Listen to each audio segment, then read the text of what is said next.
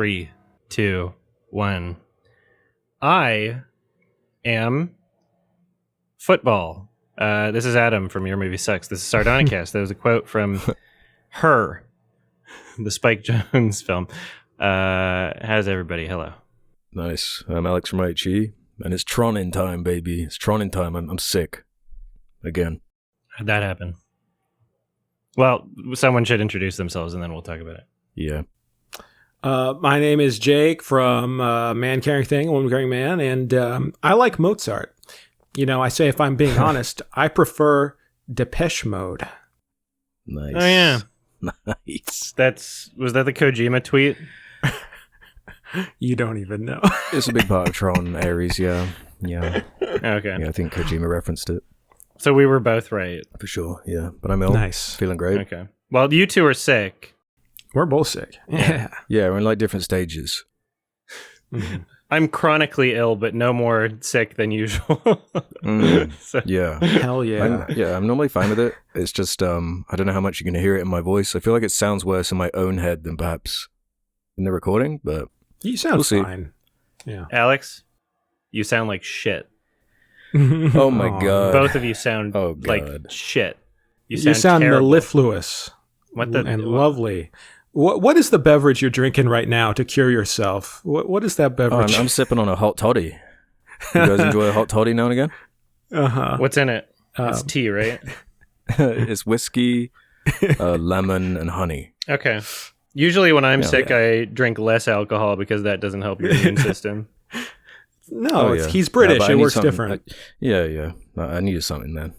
He has a British immune system. It functions different. Where like less hydration is better. Caffeine, Yeah. I'm alcohol. all alcoholics here. Yeah. Everyone here is an alcoholic. Like, it's fine. Okay. Oh, nice. Well, yeah, we did fucking episode 200. We all saw each other. yeah.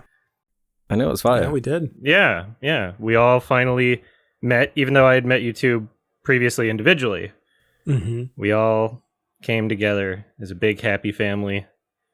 It was Yeah. very nice. It was very lovely. sweet. Yeah. We had dinner. Yeah, the stream went well. Mm-hmm. Yeah, went to a yummy vegan place. Yep. You met my child and Nadia, and it was very nice. Yeah, it was so weird putting that into perspective of like, I forget who said it, but like the last time I saw your child was at the halfway point of his Yeah, life. he was like 6 months old. Yeah, and now like 10 months or something. Yeah, and that was kind of like a mind fuck for me. I was like, what the hell? And Nadia said you were like, you've known him like half of his life. Yeah, no, that blew my mind. That was Mhm. crazy. Yeah, it was great. I mean, the dinner was really good. We went to a really nice vegan place, and then it was yummy. the whole time we were just trying to get my kid to like not grab your food and throw it at you. Yeah. That was awesome. Yeah. Shout out to Meat in Yaletown. There's a bunch of locations. MEET in Vancouver, really good vegan place. It just happened to be Canadian Thanksgiving weekend when we did our episode. That's just how the stars aligned or whatever. So this was Alex's first Thanksgiving because he's British In Canada, yeah. and his first Thanksgiving meal was like at a vegan place because they actually had like a Thanksgiving special on the menu, and we did that. It was really good, actually. Yeah, it was yummy. It was awesome. We were so confused. For a second. We were like, okay, yeah, early Thanksgiving, cool. But, you know, we assume the world revolves around us Americans. I still don't really understand the history of Canadian Thanksgiving. Don't worry about it. All the Canadians I asked also said, yeah, don't really worry about it. I don't know. Yeah, I wasn't even curious enough to look it up after. Like, I don't care. I think we did something to the natives. That's my understanding. That's how it starts. That you're thankful for? I don't get it, man. Yeah, I don't know. It's probably fine. Our history is probably great. Yeah, there's probably nothing Everyone's. bad there. Yeah. So we're all best friends now. Yes. Hooray. We shared our dark secrets to one another. We're renaming our podcast to the Super Best Friends Podcast. I'm actually down with that. Mm-hmm. Yeah. I think that's a good idea. Yeah, I think so. No, it was a great time, and I'm really glad that it worked out. And now we don't have to see each other for another 10 years for episode 300. There you go. I think we were doing the math. Alex and I were kind of thinking about it. So it's like every 4 years approximately, I think. Right. Right? Right. If it's bi-weekly. Yeah. Yeah, that's about right. So, we'll talk later. But yeah, we should see each other again before 4 years from now. That'd be a good idea. That'd be good. Yeah. That'd be good. What was your favorite part of the trip? For who? Alex? For or either of myself? you, but I guess your trip was very short. But it's fine, because you have normie responsibilities, a wife and a child. Right. I mean, for me, the best part was like hanging out and having dinner, after the pod. Same, But honestly. the podcast was great. I mean, it was really fun, actually, because you handled was a fun everything, all the streaming. You have like a giant ass TV in your studio. Mhm. So we were just sitting there, having Cool Cat say, stupid ass shit on the stream. And it was very fun. And then you got us like this Korean Gimbap? food. I forget what it's called. Gimbap. Yeah.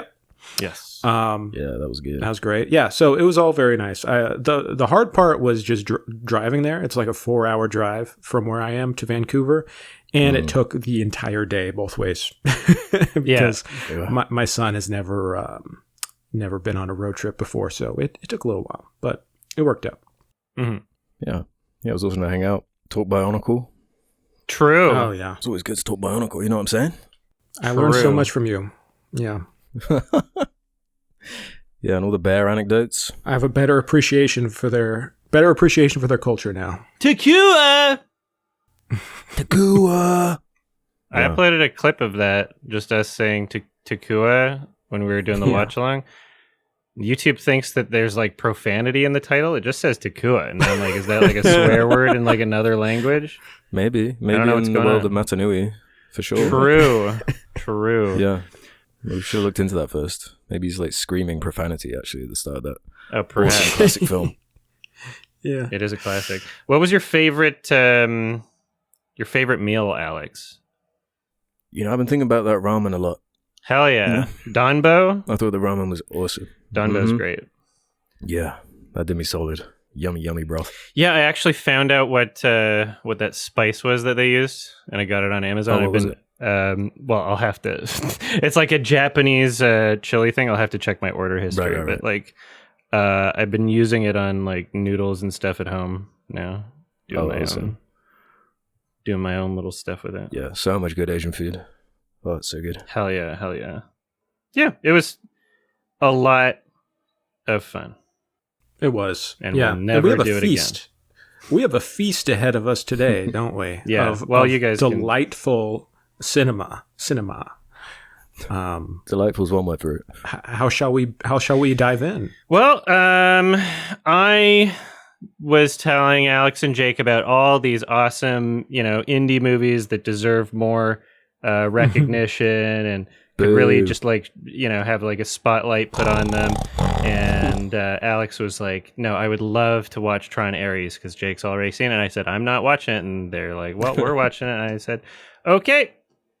So that, note to the audience, it's not the official recommendation. There's no obligation for me to watch this. Just like they could have watched Castration Movie, Anthology 1, Traps, okay? Because I've already seen that. So Right. you should complain to them about it. No, we got Jared Leto's gaunt face to stare at for a couple hours. His beautiful eyes that you can just fall into and be mesmerized by. Yeah. I mean, Those grooming eyes. Is he intentionally like styling himself Allegedly. to look like Jesus? Is that like a intentional choice? Because like he's even rocking the long hair in Tron Ares. He's Like- what, 50 something? He's in his 50s, Yeah. right? With that hair? I mean, he does have the vampire thing going on. Like he doesn't look like he's in his 50s. No, he does not. It seems to be one of those like really big kind of like open secret things at this point. Like the level of which everybody thinks he's like a groomer sort of thing. Yeah, I What's mean, going on there? Have you guys seen the videos of him showing up to like the Tron Ares showings that are like half full, and he's just like, "Hey guys," and people don't even like recognize him at first? Uh-huh. Like, Oh, that's funny. That guy He's that talking scary to us? vampire that's just snuck in. Get him out. Yeah. Yeah. Yeah, the interview is very odd. It's just an odd film, I would say. Just like Tron is an odd franchise. Like, It is. Yeah. So apparently he produced this, right? So this was like his pet project to get this. Yeah, to get this off the ground. Apparently. That's funny. Oh, so yeah, everybody's like asking why they would continue with another Tron movie when all of them flopped. But I guess maybe Jared was like, "No, we got to do this." Like that. Maybe I'm gonna save it. Yeah. I'm gonna fix it. Maybe Disney was like, "Yeah, if you spend money on it, sure, like go for it." He just talked to Bob Iger, and he looked at him with those beautiful brown eyes and just kind of like brought him into his cult-like devotion, and there you go. That's how we get Tron Ares. And you know what? I'm not mad about that, because Tron, I like Tron. Like, it's a bad franchise, I think, fundamentally. Like, there are good parts of the whole thing, but it's just such a weird franchise, especially now with this being like the third and most likely last movie to ever be connected to Tron. I'm just going to ask you, because Alex, I saw you did a little video about Tron Ares, and I was so tempted to watch it this morning to be like, what does he have to say about Tron Ares? I did not, because I wanted to hear it straight from the source. So what did you think of this film? So I was gonna see this either way because of how much of a fan of Nine Inch Nails I am. Oh, okay, Right. Thank I you. wanted to see the score. And you know, I got my money's worth as far as hearing it on the big speakers, I guess. So that's one ding for it. I don't think it's the worst Tron movie, actually. I actually think the original's the most unwatchable one to me. I just find it so dull and aged and just like uninteresting. It's got a couple of things right. But some of the most basic stuff is just like, what are we doing here? Like, why have you done this? Because like on a writing level, it's just so terrible, and the dialogue's atrocious. The character work is so bad.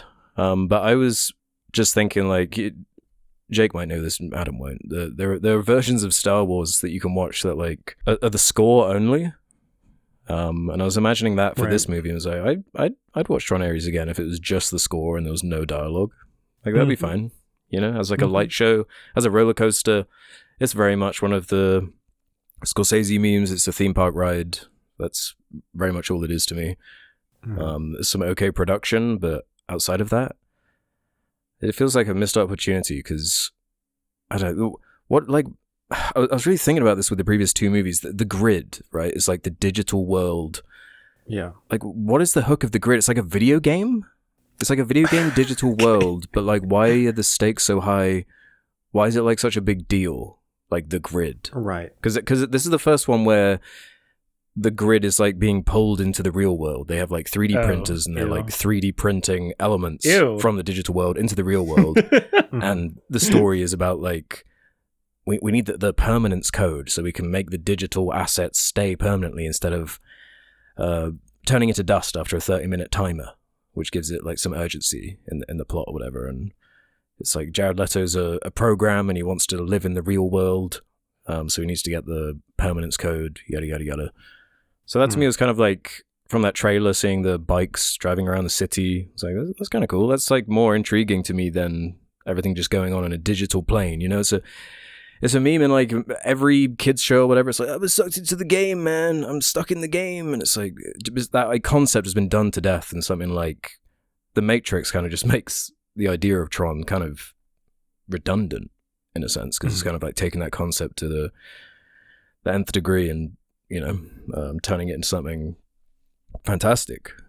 Whereas like, why like, they didn't really give this a hook particularly. Outside of that weird trailer with Mr. Beast, like, Ew. have you seen this shit? Did you see the Mr. Beast trailer for this fucking film? No, I don't know. I feel like maybe I saw like a screenshot and assumed it was a joke or something. I don't remember. Adam, just Google Mr. Beast Tron Ares. They took is a it on shot YouTube? of... Yeah, it's on YouTube. It's like the first 3 seconds of a special like spot Special that Disney look. put up on a YouTube Okay, channel. hold on. Yeah, special look. The first few seconds, and they like Oh deep my fake God. Mr. Beast over to Jared Leto. I thought I saw your thumbnail and I thought you edited that. It looks so bad. Yeah. Wow. He looks so bored. Yeah. I don't know if I found the right thing. And his delivery Oh, too is just man. like, what the fuck? Let's do this. No, that's too much charisma. Like, I can't even do a Mr. Beast voice. So, yeah. I love this so much. Yeah, I just found that when I was recording my video. I was like, what the Can you fuck? post it in the Discord thing? I don't know if I found the right thing. Sure, hang on. Let me find Thank it. you. I'm just looking at still images, to be fair, but Also, the name of the spice is Togarashi. Oh, sweet. Okay. It was delicious. No, that's not that right. sounds good. This changes my perspective. Seeing these images of Mr. Beast in the Tron franchise, I changed my mind. This movie rules. This is actually a fucking... Adam, first few Oh, it's seconds, Discord. enlightening. Okay, I did click on that video, but I just missed the part where it happened. Oh, okay, yeah, no, I literally, okay. Yeah. Huh, I wonder why. He's not in the film, for the record, for anyone listening who doesn't understand. I wonder why they did that. This is on the official Disney channel. Why did they do this? Yeah. Did they explain I themselves? guess they wanted like kids to watch it. I don't know, because like he was Did they say vaguely involved anything? with like that TMNT animated movie like from a while ago. I don't know. I think he's just like, I don't know. He isn't. There's rumors that he's going to open like a bank soon, so we're going to be taking out loans from Beast Bank. So I don't know. We should probably be on his good side. What the fuck? Sorry, Mr. Beast is... Okay, well, you said rumors, so I'm going to assume that's not true. For my own sanity. Who knows at this point? But maybe they were trying to find some angle to try Tron again with a different generation. You know, with the... Is it even Zoomers anymore? I feel like I'm dating myself even saying by the betas. The betas love the look of Mr. Beast Ares. Maybe it might have done better if they actually had Mr. Beast instead of fucking Jared Leto. I mean, yeah, sure. No, yeah, It would have. probably, actually, yes, unironically. But yeah, there's a few jokes with this movie, right? It's like, oh, it's nice of Disney to attach a $200 million music video to a Nin album, is one of them. And another is like, it's actually got a decent cast outside of Jared Leto, who... Greta Lee is great. Yeah. If you swapped Jared Leto out, I don't think it would like fix this movie or anything. It would improve it, but they have people like Evan Peters and Cameron Monaghan in here. Both would have been better picks for the Ares character, in my opinion, because Jared Leto, like I can't anymore with him. All I see is Jared Leto. He's got that kind of rock problem for me where I just can't get past that face, those eyes, that string of like Joker, the worst Joker ever, Morbius, and now this. It's just like I can't get past it.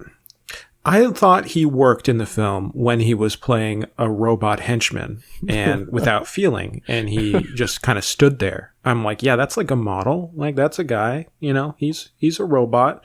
And then it becomes spoilers, I guess. Please, spoil it. Yeah, let's do It spoilers. becomes like a Jesus nothing narrative. He is Tron Jesus. And he ends up becoming human, which just isn't believable, seeing Jared Leto become human. The Jesus part is more believable. Well, yeah, it is kind of like, I'm the messiah of this world, and I'm like, yeah, of course you wanted it to be that way. You're producing this film. I'm like, it's fine. Okay, here's the thing. This movie is fine. It kind of is fun. It's a dumb, fun movie. And for all of my recollection, that's what the Tron series has always been. Tron has never been part of like the cultural zeitgeist in a huge way. It's always been kind of like off. Like they've always miscalculated and misjudged exactly what people like about Tron and what to do with Tron. So like the original Tron felt like it is kind of a boring, weird artifact. It is cool and impressive for like what they could do in the 80s. But it was always like, before Tron Legacy, it was like a joke that this is what nerds liked. Like, it's the nerdiest thing that nerds like, that no one else likes it except nerds. But, and this is my theory, is that part of the culture has changed so much that the kind of guys to be into Tron as like a nerd weird thing. Oh, like computers and stuff. They're now the tech gods. They're Elon Musk. They're, this is like their little thing. They see Tron and they're like, we now own the culture or whatever. And now it's just lame in an opposite way, where it's like yeah. AI bullshit. Like, I feel like the kind of guy who would love to make another Tron movie would be like Elon Musk, to be like, this story resonates with me. I'm like a robotic, guy, and I don't really have feelings for humanity, and I'm going to make a movie about becoming a real boy. So I don't know. It's just such a strange thing. I really like Tron. Well, I don't really like it, but I like Tron Legacy. I mean, we got a cool Daft Punk album. An incredible album. Holy shit. The Tron Legacy soundtrack it's ridiculously good, what they did with it. That's the reason we got Random Access Memories too. It's a vibe. Like, it's a vibe. It's a cool movie directed by Joseph Kosinski, who did, Top Gun Maverick and F1 and stuff. So it's like a cool movie. This movie, it really only has like the visuals. Like, there's some cool visuals, and the Nine Inch Nails soundtrack, which elevated this so much. If it wasn't there, this movie would be so boring. But there were times in the theater where I'm just like, yeah, this is cool. Like, that's fun. This is dumb fun. I enjoyed it in the same way I enjoyed Jurassic World, the recent one, Right. Where it's just like, I can enjoy this. Is it great? No, but it's fine. Yeah, it's like 95% aesthetics. That's like, everyone that's enjoying it, that's what they're getting out of it. It's nothing really deeper than that, because the film isn't really saying anything. It's sort of vaguely pro-AI. That's kind of what I got from it. Yeah. Because like there's the two sides of it. There's the evil, naughty CEO Evan Peters, who wants to use the grid to sell tech to military corporations or whatever. And then there's the Greta Lee good guy character who wants to use the grid to 3D print oranges to stop world hunger or whatever. Right. Well, I mean, the CEO, the hero of the movie is the CEO of a massive tech company. So, yeah, but she's a good one. So yeah. So it's like a little out of step with the culture. Exactly. Yeah. It's kind of what I mean about like the missed opportunity thing. Not only just on the concept level with like bringing the Tron stuff into the real world, so there's a higher feeling of stakes, and they could do something kind of interesting with that and that feel a bit more meaningful. But then it's like, what are you actually saying at the heart of it? And it's there's nothing. Like, it is just a spectacle roller coaster. And I was with you for like first half an hour, maybe. I was like, yeah, this is dumb, but I'm kind of into this like vibe, the lights, the key jangling, just aesthetic of it. There are a couple of good action scenes that just like it's just the script is written in a way to not let you think. It's that classic like J.J. Abrams style of just like, just move, keep moving. Like we'll say a string of sentences really quickly that like vaguely explain what might be happening, but it doesn't really matter because we're being chased and we got to move right now. And so we just got to keep running. Right. And that can only kind of sustain itself for so long. Yeah, I mean, to be fair, it is such a dumb concept inherently that it's like, you do kind of want to brush over it, because at the heart of it's kind of like, what if my microchip had feelings? What if like the little microchips were like little dudes and they were fighting each other with lightsabers? It's like, in the 80s, it's kind of like when the general public doesn't really understand how computers work. It's like, oh yeah, the guy he goes into his computer and he just like vaporizes and he's in his laptop. And it's like, now, I don't know, every time in this movie where someone like vaporizes and goes inside of this computer and then comes out, I'm like, what happened to their matter? Like, what?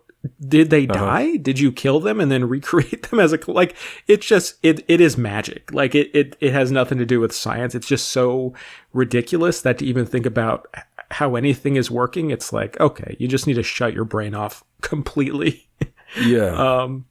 It's a very silly story. Yeah. Yeah. It's insanely silly, but as far as the tone is concerned, I kind of want them to take it even more seriously, weirdly, because the attempts at humor did not work. For me, they have like these Marvel-esque side characters that are trying to keep things kind of preppy and, hey, isn't this kind of silly? Whoa, she threw me across the room, dude. It's like, no, keep this as serious as possible. So then the cringy stuff is funnier. And then when it's genuinely cool, it's like, well, that's actually kind of cool. I guess at the heart, I just don't really get what the fuck is the grid? It's like a video game that everyone is obsessed with.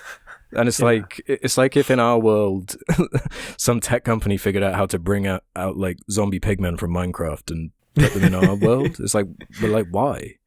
Like, what is I don't really get that at a fundamental level, like this obsession with the grid. It's like a living video game thing that's like improving itself, and there's different versions of it because there's a whole like nostalgia 80s segment where they go into an old version of the grid, and like in Tron Legacy they go into a video game, and the original it's like a video game. The big thing from the big action scene towards the end, that big shape that flies around, that's like a video game asset or something. But it's like can kill people. Like can shoot down helicopters and it's like a weapon. But it is cool. That is the best part of the movie, when that giant like stapler flies into the frame, and it's like the music is going and you're just like, fuck yeah. And there's like jets flying and like planes getting split apart by like beams of light, and it's like a fun light show. Like there are some cool set pieces, like when they're riding around on motorcycles, and it looked like Vancouver actually. Yeah, it did actually. Yeah, probably was. Yeah, I liked the early action scenes. I was kind of over it though by the end, mostly with contrasting it to Tron Legacy, where I feel like it spaced out the action better, and the action was more impressive as far as like how it was executed. The variety of it. The big like flying machine towards the end of Legacy is really cool, complemented by that Daft Punk music. It has a more consistent vibe. It doesn't like pull you out in the same way that this movie does with the like weird. It's trying to take it seriously. Yeah. It's trying to be serious, but the new one is not. Like even the part when he goes into the 80s, he goes into like the original Tron. And I was like, oh, that's kind of fun. Like, this is cool. Are they going to have like a battle? Like, is the old Tron going to come out, leak into the real world? And are they going to like be fighting? Like just dumb ideas, you know, but that'd be fun to watch on screen, because who fucking cares, you know? But no, instead he has like a 30-minute conversation with a ghost Jeff Bridges, who I don't even understand who he, like, they don't even explain if he's real or not. And they like, then he talks about Depeche Mode, how he loves music, and like how I really want to be human. And it's like, dude, this isn't like, what movie are you thinking this is? The Jeff Bridges thing was funny, where like his dialogue was like, I'm just kind of here because you want me to be, dude. Like, you just manifested me, basically. It's like, what? So, and that's when it started clicking for me that it was like, oh, they're doing the Marvel formula with this shit. They're like, they want to be self-referential. They constantly reference like Tron Legacy and the original. It has like a Marvel end credit stinger for a sequel that's never going to happen. It felt like they were applying that formula to it in a way that they couldn't with something like Tron Legacy, because it was just before that time. They didn't have all these like sickening formulas and this down to like a T. So that to me felt like you really want this to be like a big thing, I guess. You want this to pop.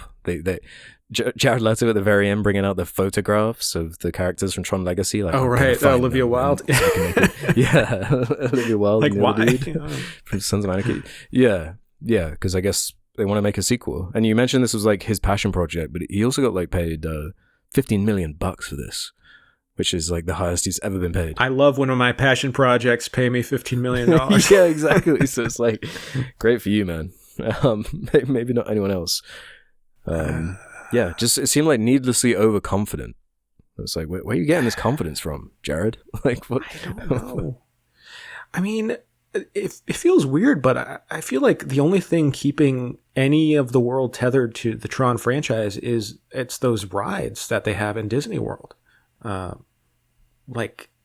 Right? Isn't there a Tron ride at Disney World? Or there is a Tron ride. I haven't been to Disney in so long. I don't know. What is it, like a bike ride thing? Yeah, it's like a bike cool. That's a roller coaster. Like a roller coaster, but it's like a bike seat, so you can like pretend you're in a bike. Yeah, I mean, I don't know. This might be like IP brain here, but is Bob Iger just like, yeah, well, we have the ride. Like, we gotta make a movie so people remember that the ride is there. Like, I don't know. It's got to be in the mind's eye. Yeah. It's all connected. They're probably like, It might be the case that like the movies are making a good amount of money off of more than just the ticket sales, right? So if let's say the musical score by like Nine Inch Nails, right? If let's say that gets a lot of replay and Disney themselves are making some percentage of that replay, then perhaps the films are a profit. Perhaps the last one was a profit because of the Daft Punk soundtrack, right? You never know. Yeah, I mean, right? They make money in so many different ways. Exactly. It's not just box office. Yeah, it's true. Yeah, that's what people often forget. Is like a lot of the things that we think are flops aren't actually flops because they made the company money. That's true. Yeah. Right. But they just aren't transparent at all about how the money works. Yeah, I wish we had those numbers. Yeah. I wish we had all that info. Yeah, and it's already getting this kind of culty, fittingly with Jared, I guess. Yeah. Little fan base growing for it. There are a bunch of people that really love it. When it goes on Disney Plus, I'm sure that's only going to grow. Yeah. I'm not really in tow with them. It's not a disaster. Yeah. No, they're definitely worse movies. It's not like the worst movie ever made. Yeah. No. It's more just, it's kind of too long for me for how shallow the characters are. And just like a missed opportunity because the people they've attached to write and direct this are just like, it's just like kind of nothing burgers. It's this Norwegian dude who directed like Maleficent and Pirates of the Caribbean, Salazar's Revenge. So like someone who's in the Disney like back pocket. And then it's just written by people, if you look at their credits, are just like, okay, just like random people, I guess, who can just be told what to do, I guess. Like, you don't have that much freedom when you're working on a big IP like this, unless you're some kind of auteur or whatever. But I feel like that's the only way you could make a film like this interesting, is if you had like someone really out there stylistically, like just double down on that aesthetic and just go completely nuts with it. Because otherwise it's just so middle of the road, like just wasting like Gillian Anderson and all these people of talent. And just like, so the first kind of chase scene when the bikes go into the real world is followed up by another chase scene where after Jared has decided, I want to be in the real world, and he's got 30 minutes in the real world to survive. So then Evan Peters sends the jetpack people into the real world to chase, and it's like, wait, so you had jetpacks this whole time? Why'd you even send bikes? Like, and it keeps escalating like that. But by the time you get to the giant stapler, and it's being 3D printed in that tiny warehouse, and Evan Peters is like, hey, that can't fit in here.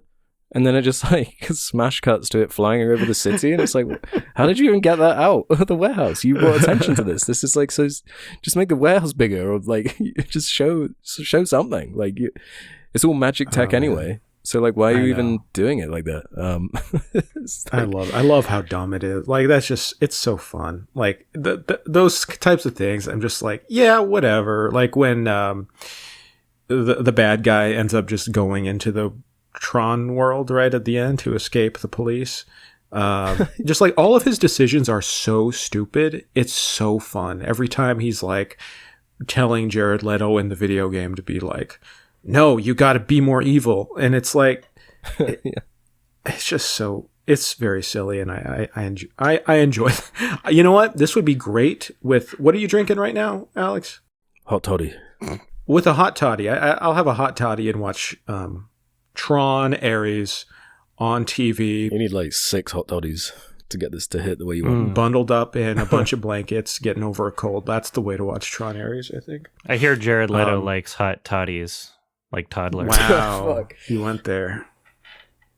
Here's a question: what does Jared Leto's career? Where does his career go from here? Because I'm looking at his upcoming films, and it looks like he's going to be in the He-Man Masters of the Universe film next year, which is currently in post-production. Is he going to play Skeletor? He is playing Skeletor. For real? For real. That was a joke, but that's funny. No, that's actually pretty good casting. So often my jokes come true. Okay, well, what the fuck? Who cares? Jesus. Yeah. I think you should try Joker again. We need more Joker. I'm already cringing at imagining him doing Skeletor's voice. Like, this is already embarrassing. He's gonna be Method Skeletor. Oh no. Because he was Method on this shit. Oh no. He'll remove his muscular system. Okay. The way you guys are talking about it makes it sound like it would have been better if they just like went wackier. Like, could you imagine like a Tron speed racer kind of somewhere in between? Is that kind of what would have made it better? Well, I think they were a bit scared of because Tron Legacy, the budget was inflated so big because so much of the movie was set inside the grid. So I think that was part of the reason setting more of it in the real world this time to kind of keep the budget under control. That sucks. And that hasn't really paid off for them. No. Really. So far, anyway. We'll see what happens. But yeah, I don't know. That's most of what I really have to say about it. I've kind of already forgotten about it. I'd recommend the soundtrack. If I was to rate the soundtrack, I'd give it like a 7 out of 10. It's not like... Well, I'd say it's good. Like this is like the main thing for me with the Tron Legacy and the Tron Ares soundtracks, right? Is that for Daft Punk, it was something new and kind of out of character for them to do a score for a film, first and foremost, and then for the actual sounds that they whip out for that score and how kind of subtle and how much range there is on it. It's like really interesting. And I think a better score than the one here, whereas Trent Reznor and Atticus Ross have done better film scores than the one for Tron Ares. That's not to downplay how good the music is here, but I'd rather just listen to the actual soundtrack on Spotify than necessarily watch it in context in the film, because a lot of the songs are better on the Spotify version than in the movie itself, even though it is the best thing about it. So like, this would be like a 2-star out of 5 for me. It's, I've seen worse blockbusters. It's kind of fittingly Tron as far as like how much of a mess it is and how weird it is. But yeah. I don't even remember what I rated it. I think I forgot to even rate it. Yeah, on I didn't see your Letterboxd. rating on Letterboxd. That's how much it just went in and out of my head. And we did a full perfect. review for it on YouTube. I didn't even Get the transcript. I think I give it like a 4 or something. 4 out of 5, I think. 4 out of Whatever. 5? It's fine. So no, sorry. 4 out of 10. 4 out of 10. Okay, we're in the same ballpark. Jesus, you guys.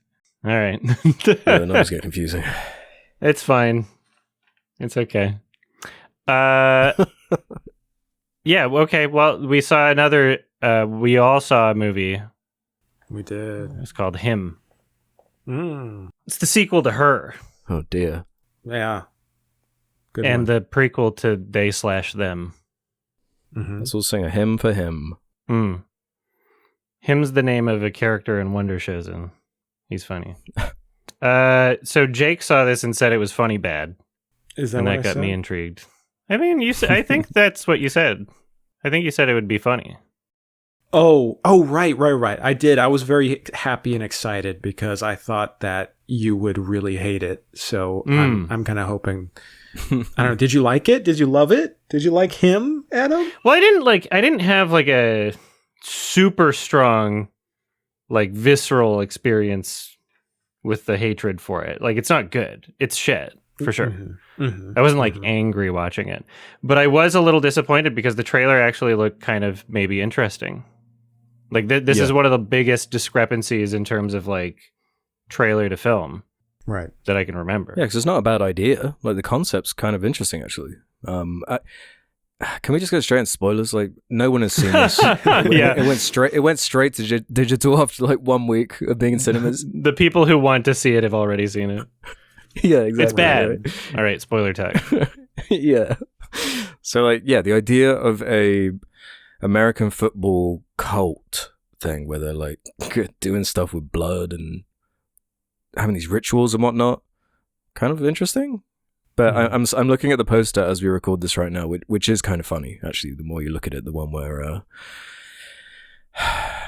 the goalpost. I don't know anything about American football. Right? They have like, it looks like rugby posts, like, but the goalpost thing is above Marlon Wayans' head to kind of look like devil horns. which is symbolic of this whole film and the way it uses it's very subtle visual metaphors. Yeah. Yeah. Well, I love a subtle film. I think we'll all agree it's an extremely subtle horror thing. And I was mostly just kind of like confused by this, like what it's trying to do. Early on, the main character gets like attacked by someone dressed up. Yeah. And I couldn't tell if it was trying to go for like, is this real? What is real type thing? Right. Because I was like, what did that happen? And then it's like, nope, that was like a big thing in this character's life, but it wasn't emphasized in a particularly powerful way. It didn't feel like a big deal. That trying to be like artistic and clever with it, but it's so like, on the nose and just kind of stupid. And like, I'm like British. I don't know shit about this sport. And the way they're talking about it to me was more like funny. I guess it's like a huge deal over there, but the way they're talking about it was like, so this ain't no game, It's all like, and I was like laughing out loud when it was doing like the Last Supper shots and shit like that. So, oh my God, like, come on. It was really over the top. Yeah. I mean, that sequence you're talking about when he gets hit with like a hammer or something and he's out like alone on the field, that's like, before, like, that's right when it cuts to the title and it's like him and it's like a big scary thing. You're like, okay, what the fuck is going to happen? Interesting.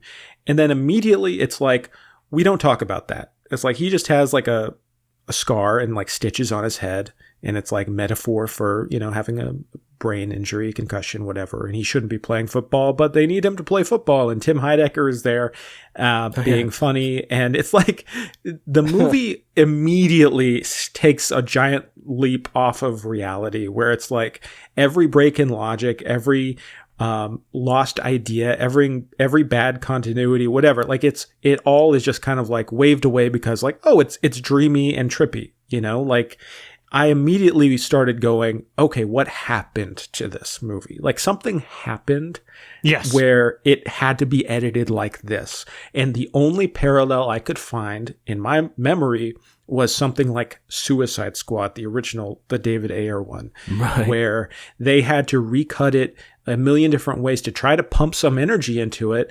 And the whole thing feels like a badly stitched together music video, because this movie doesn't really have scenes or sequences or suspense so much as it has extended music video sequences. It's just like they edited this thing it's all weird and wonky to try to give it some energy and make it feel like a movie.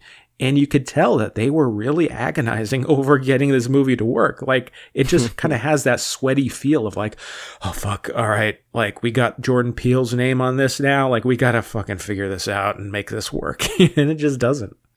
Yeah, I mean, the editing was fucking atrocious. And there would be some speculation as to, like, is it the editor's fault? I think largely a lot of it is, yes, but mostly things fall on the director. This is a film that it had a screenplay that is apparently available online that people are saying is like way better than the movie was. And it was written by two guys, Zach Akers and Skip Bronke. And this screenplay was floating around, and there were a lot of, there was enough buzz in the industry about it. In 2022, I'm reading Wikipedia now, Monkey Paw Productions, in a deal with Universal Pictures, bought the script. At the end of the year, the script was voted onto the blacklist of best unproduced screenplays in 2022. And so this is way before the director, Justin Tipping, was involved, even before Marlon Wayans was signed on.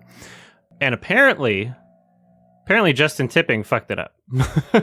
Apparently the director just like, I don't know exactly what he rewrote or how much of it, but he is one of the credited writers. And so it appears as though something happened from between the original screenplay and the finished product that the director is largely responsible for. Because you would think that it wouldn't be like Jordan Peele, pulling the strings at Monkey Paw, destroying this, right? So that's that's the vibe I got, was like they didn't get the footage they needed, or they didn't have the budget they needed to get everything they wanted, because it just feels like they were making up for something that was missing that should have been filmed. Oh yeah. a lot of it felt lazy. Yeah. Like every time they went into that weird like Mortal Kombat style, it felt less of a stylistic choice and more of a, oh, we don't actually want to film this. It's too hard. Yeah. It was like anytime there was like any kind of violence or whatever, it's like, oh yeah, well let's just toss this off to the CG department. It'll look bad, but who cares? I'd be curious if in that original screenplay, if it had that day structure in it in the same way. Probably You know, not. the fun day, the Yeah. poise day, the leadership day, the resilience day, the vision day, the sacrifice day. And I don't know, I didn't really feel like that added No. much. 'Cause No. The structure is very odd. Like after the head injury, which is later explained to be something that was set up by the cult, and he's been like basically groomed from a young boy. That's the final reveal. Yeah. That's the end of the film. They reveal that. Yeah. Where I guess they're trying to make this commentary on the cutthroat nature of the industry and what it takes and what it's the sacrifice to be someone that successful in that industry. But like most of the movie's just kind of like in a desert. And there's some okay like shots and some okay like concepts, but it doesn't really, yeah, as you said, Jake, it has no cohesion. It doesn't go anywhere or really say anything. There's absolutely no urgency, and for a film that is an hour and 36 minutes long, it felt a lot longer to me, actually. Which is like, how that's kind of an accomplishment in and of itself, you know? Yeah, it's insane. It's not grounded. It's not grounded in any way in reality, so there aren't really any stakes. Like, you don't really know what the main character wants besides success, and it's like you don't really know what's going to come at the end of this football retreat that he does with Marlon Wayans. Like, it's just a sequence of weird things happening, and that's it. I think it thought it was doing something like Black Swan, maybe. Yes, I'm glad you said that. Yeah. Or The Wrestler. But I felt pretty early on that like one of the issues I was having is that they went too crazy too fast. Like you want to escalate things in a subtle way so that you are grounded to something and it feels like there's stakes. Because if it's immediately just like, oh no, this is weird and non-literal, like right off the bat, then it's like, okay, well, what's even going on? Dude wants to be a footballer, and then why does this matter? Who cares? Yeah, you have to care about what's going on first. Yeah. I think part of that is I was finding Marlon Wayans really distracting. And speaking of Aronofsky, he was in Requiem, obviously, but at this point, like, I associate him a lot more with like Little Man and White Chicks and shit like that. I love him. I thought he was good in this, actually. Yeah, he's always good in this. He's always good. Even his shitty comedies, like I could imagine someone else in the role being less entertaining. You know, he's always kind of giving it his all, even if he's in so many shit movies. Mostly shit movies. He's only been in like one good movie. He's entertaining, but it wasn't landing. It wasn't landing to me, partially because I felt like he was being framed as a physically intimidating person, but up against this main guy who is like, he's enormous. Like this dude in real life, he's like 6'4". Marlon Wayans he's not tiny or anything, but just how he sits in the frame didn't feel like he was an imposing figure in the same way. Should have been The Rock. I felt like that he was written. Yeah, maybe it should have been The Rock. Honestly. But that didn't help for me, and just, I don't know, it was too kind of unintentionally comedic. And some of the swings towards comedic things, like that doctor character, has that really strange line where his diatribe where he's going on about, like, I never get to see my kids. He's like, but I don't have kids. And it's like, what the fuck? It's like, what are you talking about? I just don't understand like who anyone is, or like why I should care about any of it. They think that being like cryptic and weird and non-literal is like an actual replacement for making something compelling. They think that in of itself is interesting. Yeah, and it results in them trying to do that. It results in zero subtext to anything or any scene. It's just all the most obvious. Like, football is kind of messed up, huh? The industry, kind of bad. Like, kids get groomed. That's the whole movie. Into careers, and adults exploit them. Yeah, and like our lead character, he doesn't really have any.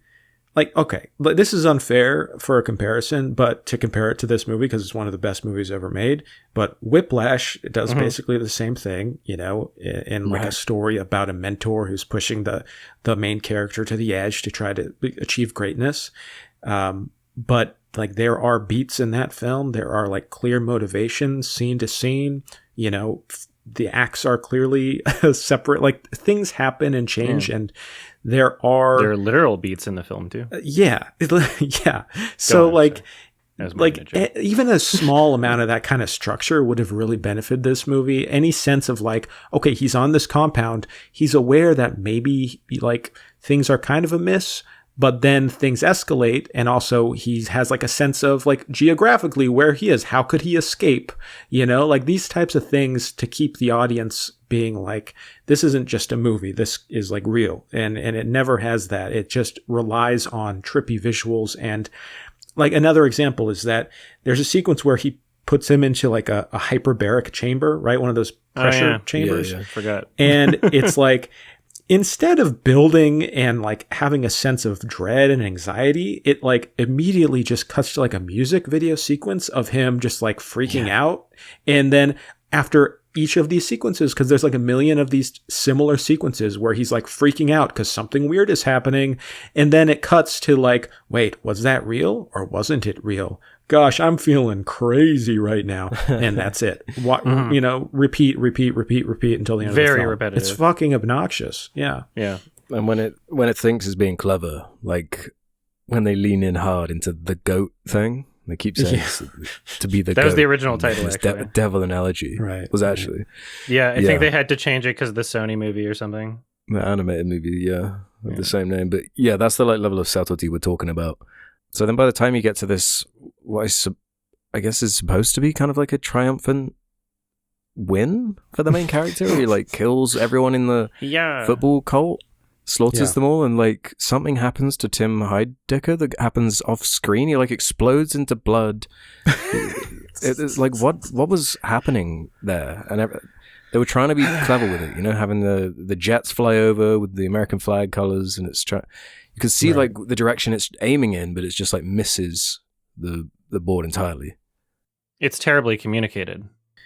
It's trying to have its cake and eat it too. It's trying to be like a psychological horror film and get into like these characters' minds. And it also wants to be like a big parody satire. Like at the end of the film, it's just like over the top of blood and just like people getting decapitated, and it's like a Tarantino violence, you know? Yeah. And it's just so silly, and like you're just not even connected to any of it. Like it's not cathartic. It's just like, all right, yeah, interesting. It feels like it's trying to be so many other pre-existing things, but failing in every single way. Like just it's so confused about what it's trying to do and how it's trying to do it. Yeah. One thing that was really, really, really, really annoying the entire film was the soundtrack choices. Like every single time a song played, I'd be like, what the fuck? What are you trying to do? Like, what movie did you see that made you think that this was a good idea? And what didn't you understand about the context that it was used in a different movie? You know? Just every single time. There was one where like a song started and it sounded like an alien rapping or something, and I was so confused because in the film I was like, is that the like gnome ornament thing that he just hit? Because there was no instrumentation yet. I'm like, what? I was so confused. It sounded like like a weird alien talking.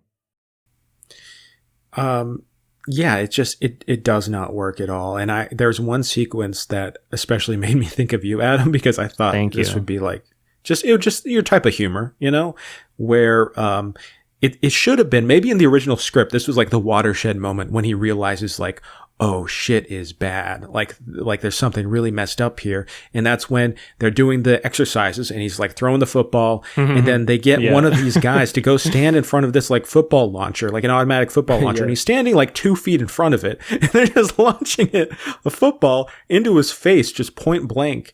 And it's supposed to be like this scary sequence, and it's shot very like awkwardly, and it's supposed to be scary, and it's the funniest shit. I was laughing so hard.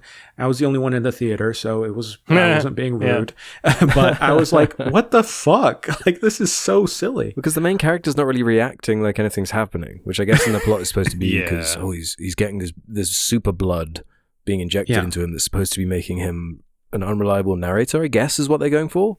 But like he doesn't know what's real and what isn't. But that would be a scene to escalate things and maybe apply more of a feeling like he's trapped in a situation. Because like the only way they really address it is like he has a phone call to his mum or whatever, and it's like it's kind of weird here. I'm like seeing things that aren't real. They're like, oh no, it's fine. It's like, Right. Okay, just go and inject more blood, I guess. Yeah. Every time, it could have at least had some satisfying payoffs for like gore or like any kind of action concept or anything, any kind of visual concept.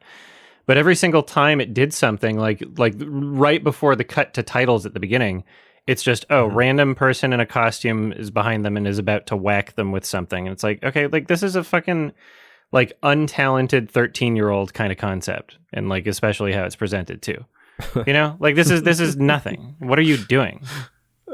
Do you think that's cool? Do you think that's scary? Do you think that's interesting? Like, I don't understand. Very terribly communicated.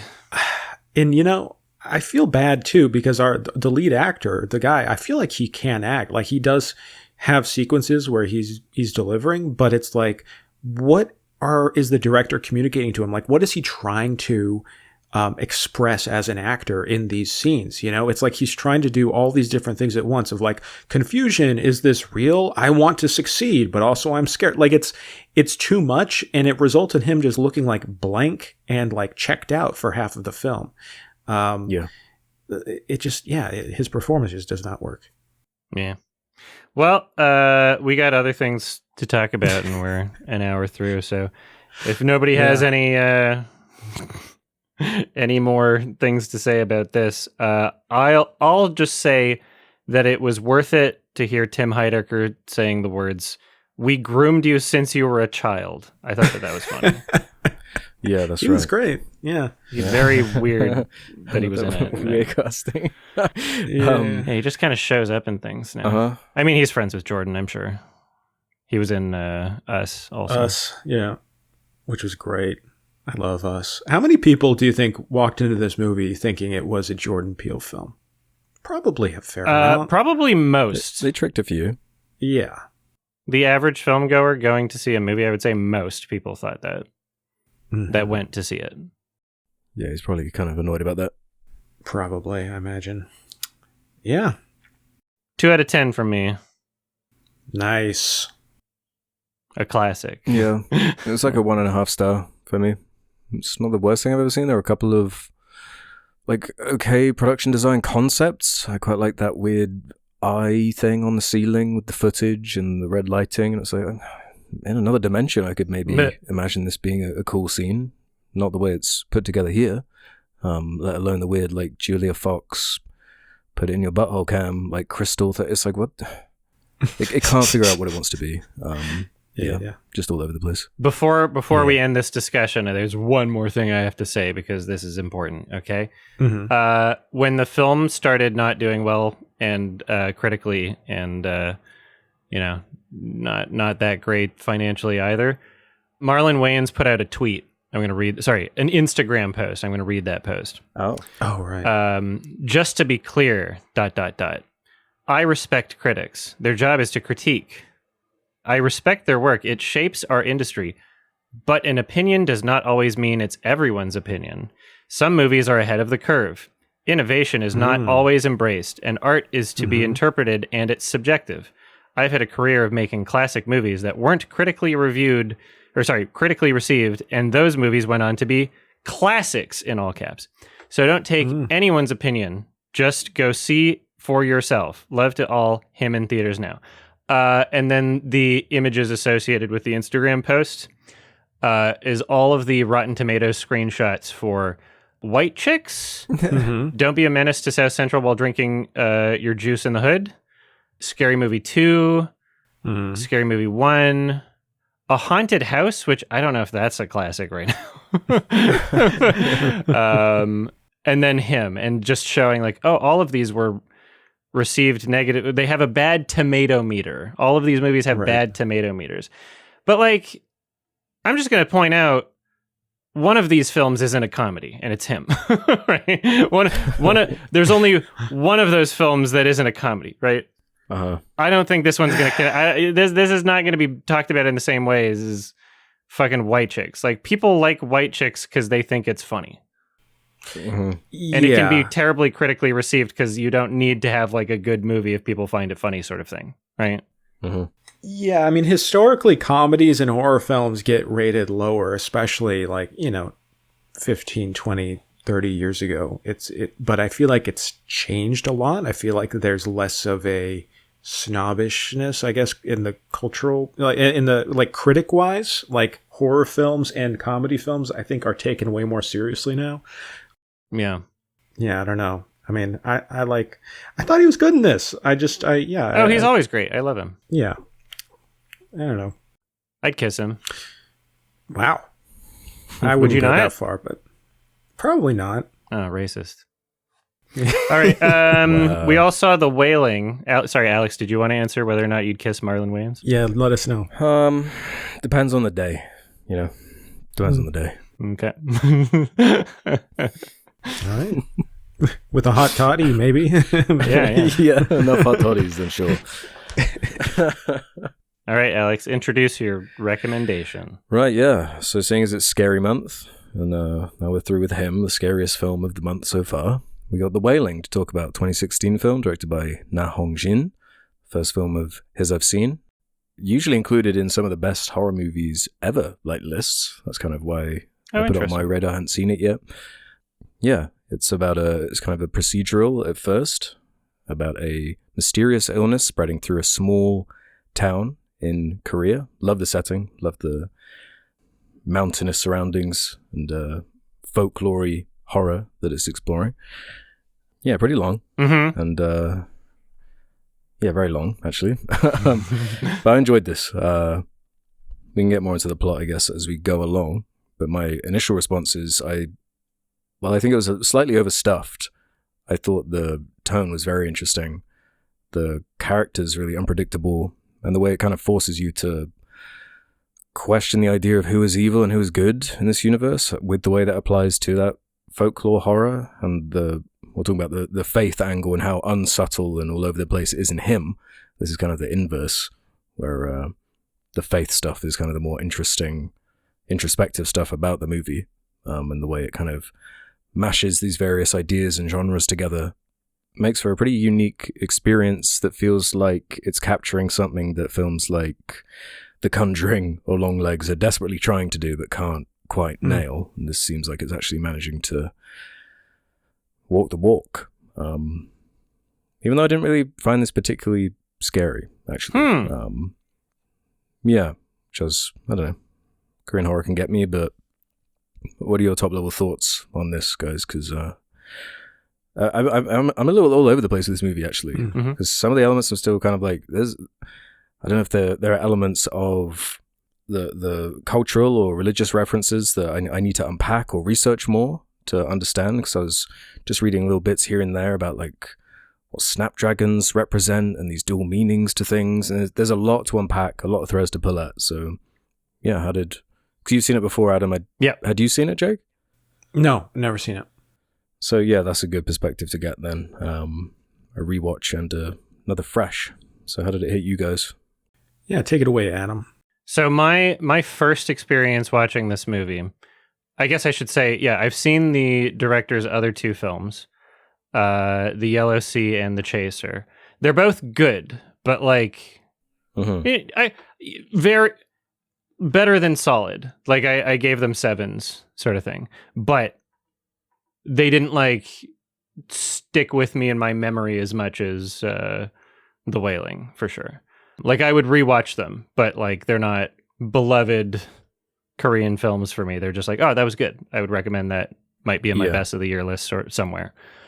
And it's kind of in the scope of like South Korean directors, even it's funny that this guy, consistently making good films, but like not even in my top 3.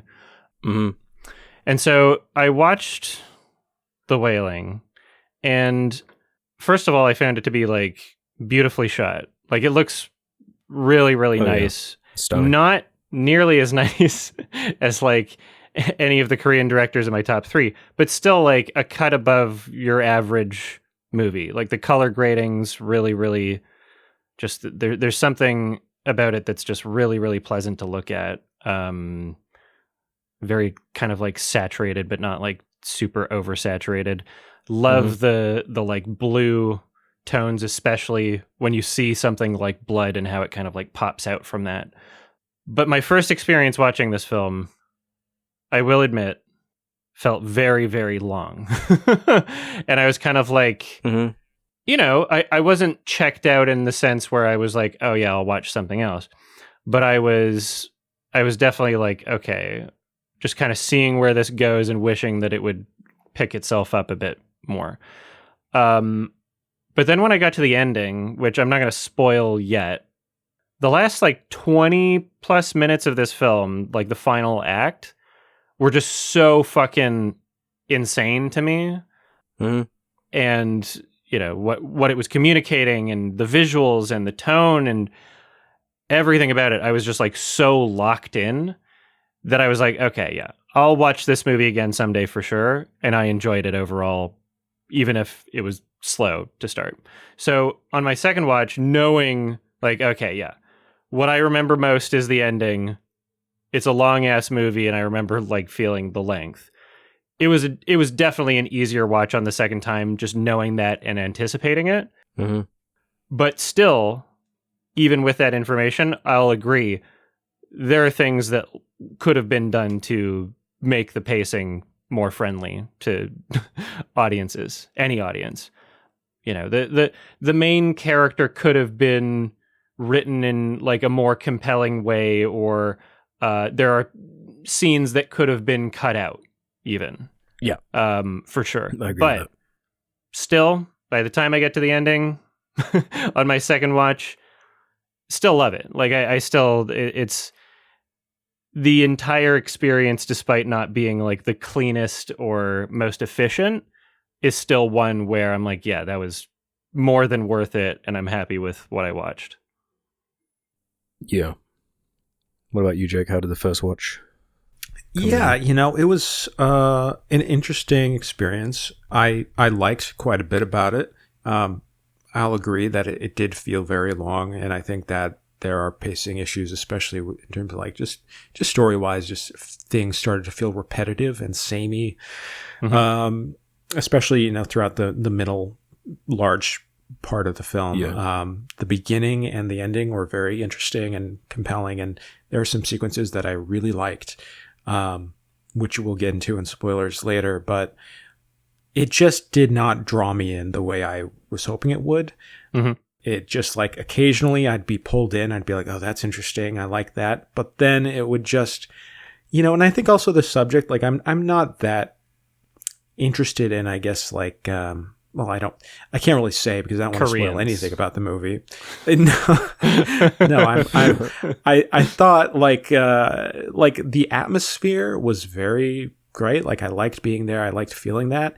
Tonally, it was kind of confusing at times, and I don't have an issue with there being like comedy in like a dark film, because there's a lot of like slapstick humor, and the lead character is kind of like a silly dude and not the brightest, and I just felt at certain points frustrated and bored, being like, okay, I get what it's doing, and I see what it's trying to do, and I'm like, yeah, that's great, and also like the characters are really stupid in this situation. It's just frustrating in a way that I wouldn't give that pass to most horror films. And with this, it feels like I'm more compelled to be like, okay, whatever, because I'm so I feel so much part of this world, and I feel the dread. Like it's really good at building up this like sense of dread, and it never is super scary to me, but it is very like uncomfortable in certain sequences, especially, you know, this guy's trying to save his daughter, and it's like, it's weird because also at certain points it feels like the characters are overacting in certain scenes that I'm just like, I don't feel as like emotionally invested in this when they're like screaming drama. Yeah. And you know, it's just like tonally it's kind of all over the place, and it's packing a lot of different like horror concepts that some work better than others. We'll get into that in a bit, but I will say I'm really glad I saw it, and I don't feel like I was, you know, cheated out of my time watching it. I'd even consider watching it again, you know, another time, you know, maybe after seeing some of this director's other work. But yeah, it wasn't my favorite. I'll just put it that way. Sure. Yeah. I need to ask you this, Jake, before anything. Yeah. How many Korean movies have you seen? Or which ones have you I seen? can't. Like, not that many. I don't right? even know. Not that many at all. So it's something that I found like pretty consistent to be well, not with every Korean movie, but some of the top Korean directors is their ability to like balance super serious tones and comedic tones. This director, I would say, nowhere near as good at that as like Bong Joon-ho or like Chan Wook Park. Right. Like very clearly. I'll agree that there are some like conflicting tones happening in this film. However, just with me having seen like a bunch of Korean movies and there being an expectation of those varieties of tones existing in films, I think that helps my experience just because I'm not like surprised by it. It's not like a weird thing. It is kind of like a cultural thing. Like the only director or like prominent one that I love that I can think of that's like in my favorites that isn't doing that is like Lee Chang-dong, and his movies are so depressing but so good. Where it's like there's not really much silliness happening in any of his films. Well, that was one of the things I liked more about this actually is you're saying you didn't really enjoy this more bumbling main character, whereas that's something that kind of endeared me to the film early on, especially as it kind of escalates and the performances and situations this character is put into, it just brings it to such a place that felt like it was selling the story to me in a way that it might not have otherwise if he was fully competent the entire time. And I just think that setting is really cool. Of like, it's a quiet mountain town. There are like 3 main like cops in the precinct or whatever, and it's pretty small scale, which I think gives it like an interesting texture, especially with like contrasted against this mountainous wilderness, and just like the mystery element of what's going on in the question. And so I find interesting about the pace where like I definitely felt how long the film was, but I wasn't bored. I was intrigued throughout the entire thing. Good. But it was more a question of, okay, now this is over. I could have taken that out. I have questions about this here and there, but it's left me thinking, and I think the overall kind of feeling and atmosphere was really strong in the movie. True. With the way it ramps up, with the way it kind of bounces around, I think my favorite character was the Japanese man. Hell yeah. It was a big question mark over him throughout the entire movie, and that ongoing mystery with him and all the religious elements coming in. Yeah, I really liked that side of it. And I wasn't really thrown off by a tonal thing, even though I wasn't scared. I was fine with what it was doing because it was being interesting enough throughout the whole thing. Right.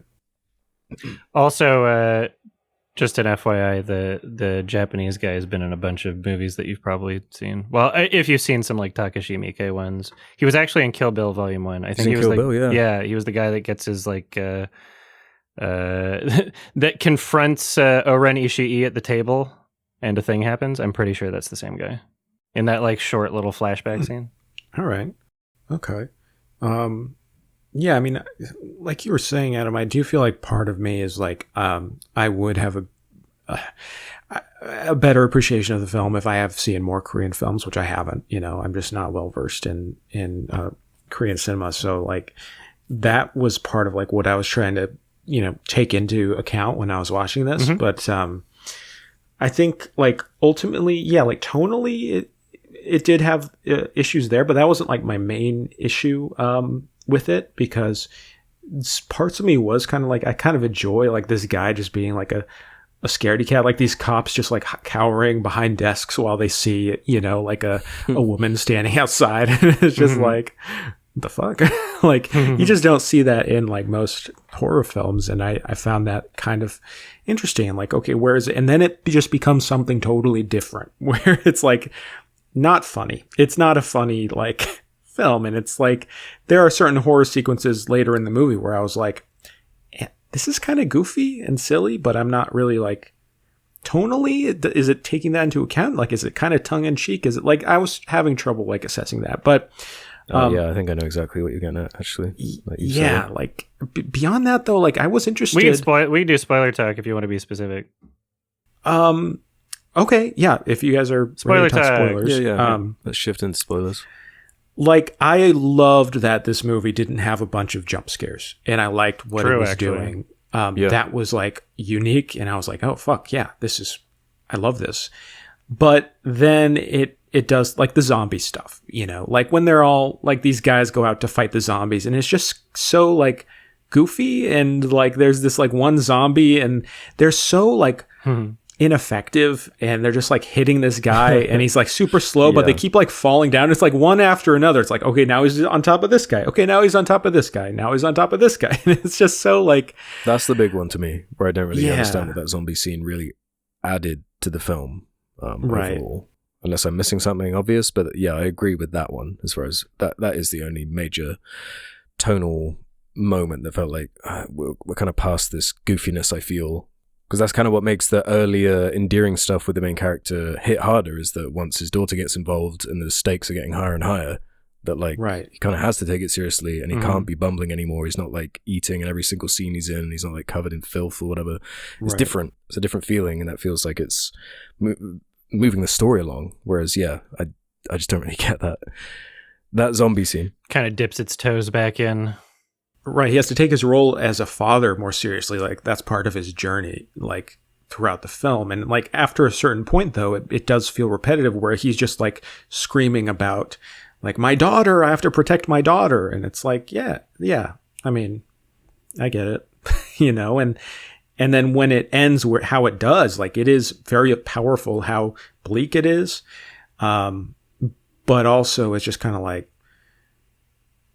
I don't know, I wish I could feel more there, and feel more drawn into like this character's mind, because I always feel like I'm kind of held at a distance the whole time, a little bit emotionally. Sure. No, yeah, what you're saying is fair and valid for sure.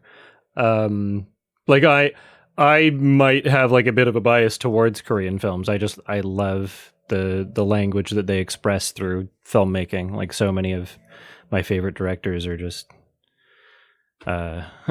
Korean for whatever reason. Alex, I'm assuming you haven't seen this, Jake, but Alex, have you seen The Host, the Bong Joon-ho film? Yeah. Okay, good. Yeah, because that's a great example of like bumbling main character who does have to like take responsibility. Like, a lot of similar kind of ideas or like attempts, but just like handled much better and balanced much more appropriately. For sure. Yeah. I don't know if this would actually even be in like my top 10 Korean films. No. Not that I didn't enjoy it. It's solid. But like I'd somehow not seen Memories of Murder until recently either. And that's a police procedural. It's not a horror film, but it's, about a serial killer. And I found that to be more compelling than this. But I don't know. This is doing a lot. And yeah, going back to the kind of core question that you're getting at with the conflict towards the last 20 minutes, where it becomes this huge dilemma for the main character, who is up against this like ethereal woman who's claiming to help him, but he can't trust her, and there's a shaman that's involved. It's like this three-way with the Japanese man, the shaman, and the mysterious woman, and he has to make a choice to save his daughter. And I want to say it's kind of left open to interpretation. I have a question or two about like how you guys maybe interpreted where it goes and why it goes the way it goes, because there's a kind of a dual twist on its face. On a first watch, it came across that way, where the Japanese man is the main suspect for most of the movie. But there's a point where it's the shaman, right, who explains that he's actually a monk who has traveled over in order to try and protect, because he'd heard something about there being a demonic force infecting the town, causing this plague to spread and all of this misery to come from it. So there is this ongoing question of like, oh, who's guilty? Who's this? They all kind of gang up on the Japanese man, and then it kind of twists back on itself, and he's like revealed to be a demon. But then earlier in the movie, the shaman, in a great scene, which I love the editing and presentation of, is doing this whole ritual, and it is cutting to the Japanese man kind of wailing. I love that sequence. Writhing around such on a the great ground. Sequence, yeah. Great sequence. But I guess I'm confused as the implications of what that scene is saying. Where is it like a trick where the shaman is actually like working with the Japanese man, and he's doing some kind of ritual to Hyojin, the little girl, and the mysterious woman has some. Yeah, please. Yeah, let me take a shot at it, because what I interpreted it as was at some point the shaman basically becomes possessed by like the devil entity or whatever. The Japanese guy was Satan the whole time. Sometime after they do that, the kind of exorcism ritual? Sequence, the exorcist ritual is when the shaman gets possessed, and then he's lying to the main character, like, oh no, the Japanese guy, he's actually a monk, he's a shaman too, we had it wrong, and this woman is actually the devil or ghost or whatever, but he's just lying, and in effect lying to the audience as well, so we're kind of tricked that actually the lady was good, and the Japanese guy was actually the devil. So I kind of just took it on face value, and I just kind of found it kind of like, okay, yeah, like that was a twist. The thing is with me, like with these kinds of like demonic possessions concepts or what, it just felt like there were no like really any rules. So I was just like, okay, you can just kind of do whatever, like, okay, he's a ghost, he's not a ghost, he's the devil, he's not the devil. Like, I don't know. I just kind of, it was too much like of a twist to be like, for me to feel super invested. I'm just like, yeah, that's fine. I mean, whoever you want the devil to be in the story, it can be that. So I don't know. No, I mean, okay. Yeah, what people seem to agree on is that the Japanese guy was the devil and that the woman in white was trying to protect the village. Right. And then there's some debate as to whether or not the shaman was in on it the whole time, or whether or not something happened after the ritual, or maybe even because the police officer, main character, stopped the ritual, perhaps. Yeah, he didn't finish it. But yeah, people are discussing this online, and there's different interpretations. In terms of like, I guess how the supernatural elements come into play in this film, I don't think it's completely just, it can be whatever it wants. Like, it doesn't feel like a possessed house ghost movie where, they just spook you the entire time and then only decide to kill you at the end. I think it's established enough in this film that there is like an ongoing battle, especially with the woman trying to protect the village the whole time. Someone mentioned that like the articles of clothing, or like the belongings or whatever, the objects and trinkets that these characters are stealing from people in the village. The woman in white takes objects that are associated with like the top half of someone's body to protect them, and the Japanese devil man takes objects that are associated with like the bottom half of their body to curse them. And so I do feel as though there is enough communicated with, the struggle or the battle that at no point do I believe like, oh yeah, infinite power, someone can like Thanos snap or just do whatever at any moment. There has to be some sort of like slow mechanism, but part of the horror of this film, part of the intrigue for me, is that they don't thoroughly explain everything.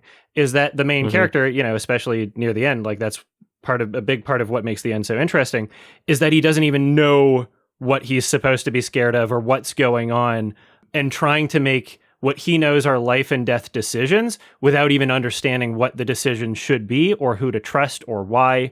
So I think that's all just kind of a part of it, is what it's going for in that sense. Which is what makes the bumbling main character work so well, because you can just project yourself onto him so easily, because he's just as confused as you are in the scene, Yeah. Like, what are you supposed to think? What would you do? It's like an impossible decision to make. It's overwhelming.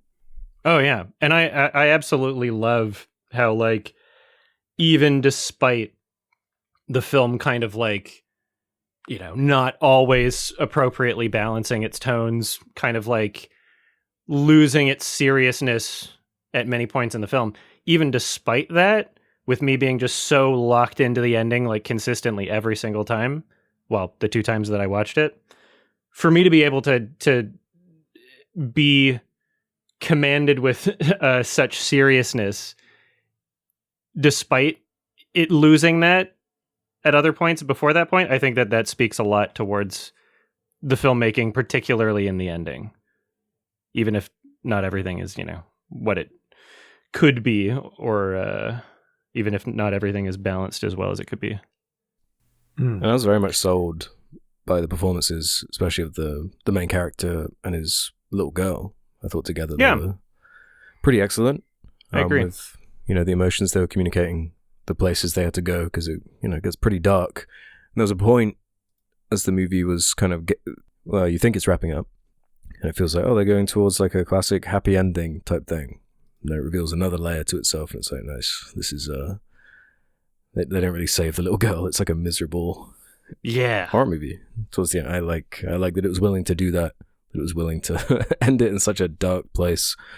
I feel like that is I don't know, it just makes it more memorable and punchy than just this is got a nice bow on it. It's all like clean and tidy.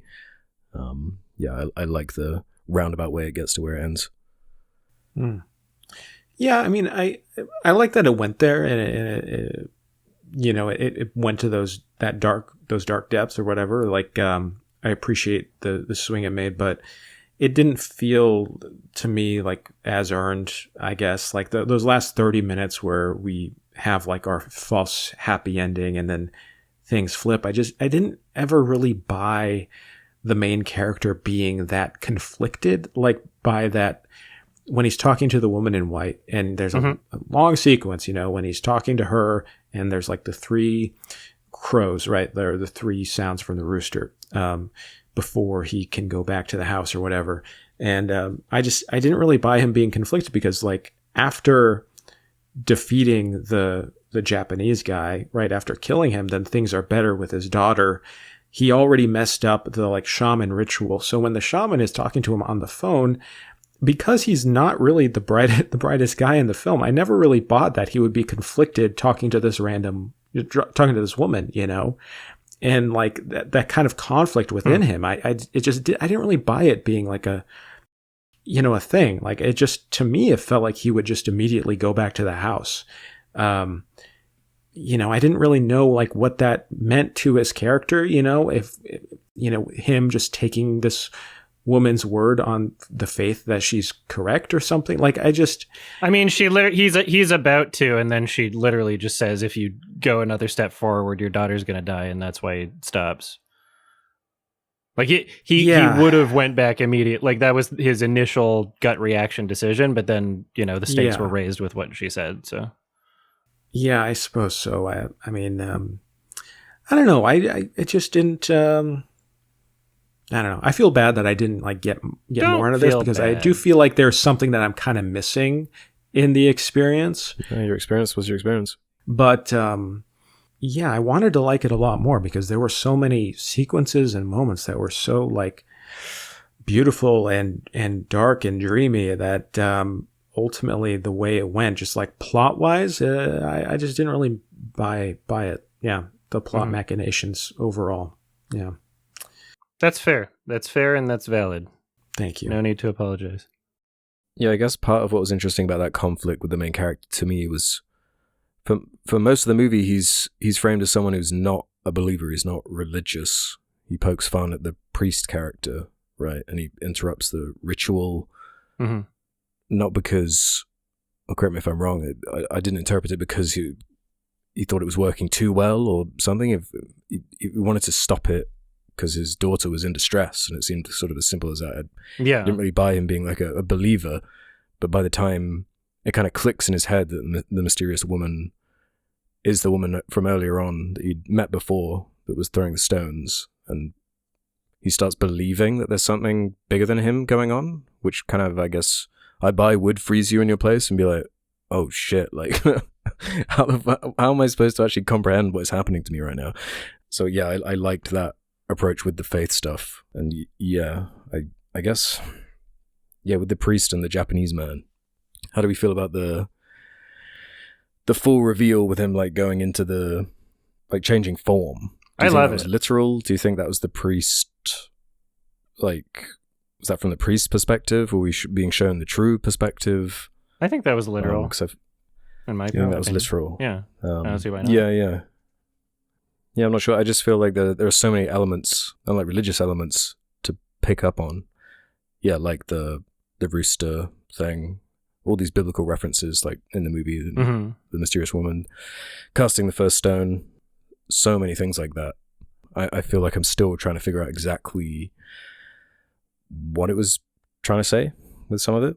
It's so packed with this stuff and cultural stuff I don't understand, or just with the setting that I feel like, I don't know, I feel like I need someone who's like an expert on this stuff to like break it down, kind of. There are people talking about it in like different subreddits, even. Right.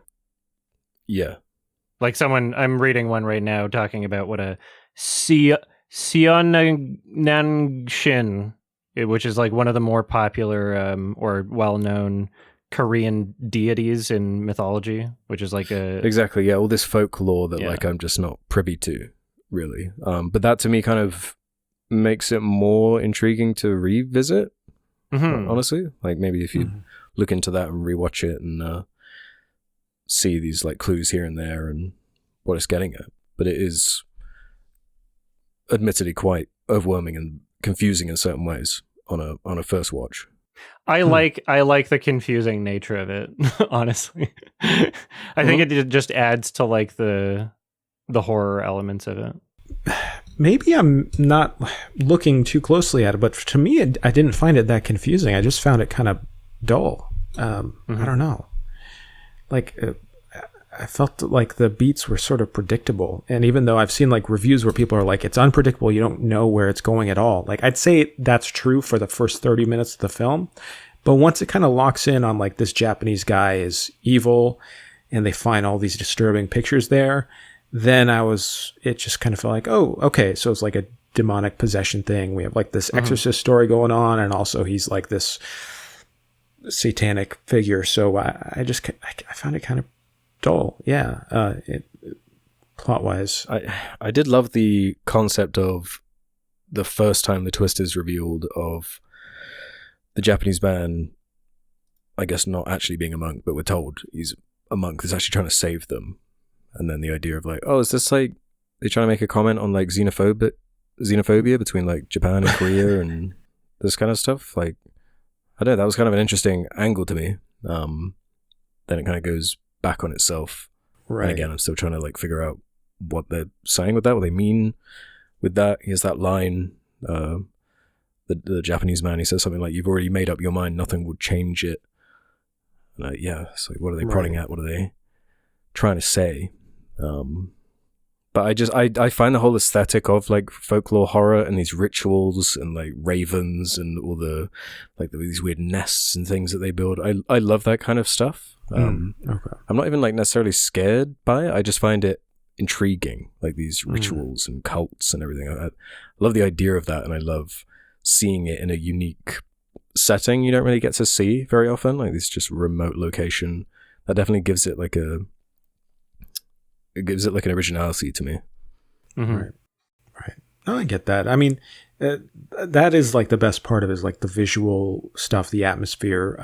The whole shaman exorcism sequence was so interesting to me, and my favorite part, because it was like all visuals and music and like this just powerful imagery that really locked me into this world. One thing that did piss me off early on in the film was when the cops they finally get to the Japanese man's house, and they're investigating, and one of the cops finds the room full of like all these pictures of like murder and like brutality and stuff, and then they just leave. And like he knows that they've seen it, and I'm just like, we're not gonna arrest the guy or like it was just like, what? Like, why are we not doing anything with this? And they go back, and of course it's gone. So, and part of me is just like, do I have a misunderstanding about like... Yeah, I found that a bit strange too. In like an American film, the cops are going to be pulling out their guns at this point and shooting things up, Yeehaw! So, to me, I was watching, I'm just like, wait, they're just going back? Like, they literally have like all this evidence, like photo evidence of this guy. Like, I'm just like, what the fuck? It just kind of pissed me off, where I was confused and like, why are... I don't know. I mean, evidence of just him like having the pictures, or yeah, like all these photographs of. I mean, murder. that's like Yeah, I don't know exactly what the burden of proof would need to be in like a Korean legal situation, but they just I leave. agree that the cops were dumb, and they should have was so frustrating at to least me. been surveilling him after that point, right? But yeah, I and I'll even go a step further and say that a good amount of what I was not frustrated with in this film, I would be frustrated with in other films. Okay. I think it's, I might Right. A, have like a bit of a bias towards Korean movies, but also B, kind of just the anticipation and understanding of like what kind of tones that it will be balancing and what it's trying to do, even if it's not always successful at it. I think just having that level of anticipation going into it makes it so that I'm watching the film and going, yeah, that's dumb, but I'm kind of like amused by it rather than being frustrated, Like still there's a criticism, but not getting the same emotional reaction out of it that I would in like a different film with a different tone, right? Yeah. Okay. Yeah. Yeah, I mean, there were just moments in this film where, I was just like annoyed at the main character for like, I appreciate that he was like not this heroic lead that is like a typical hero or whatever, but it got to a point where I'm just like, it's just like frustrating to me. Like these characters are being too stupid at certain points. I'm like, I don't buy that they're behaving this way.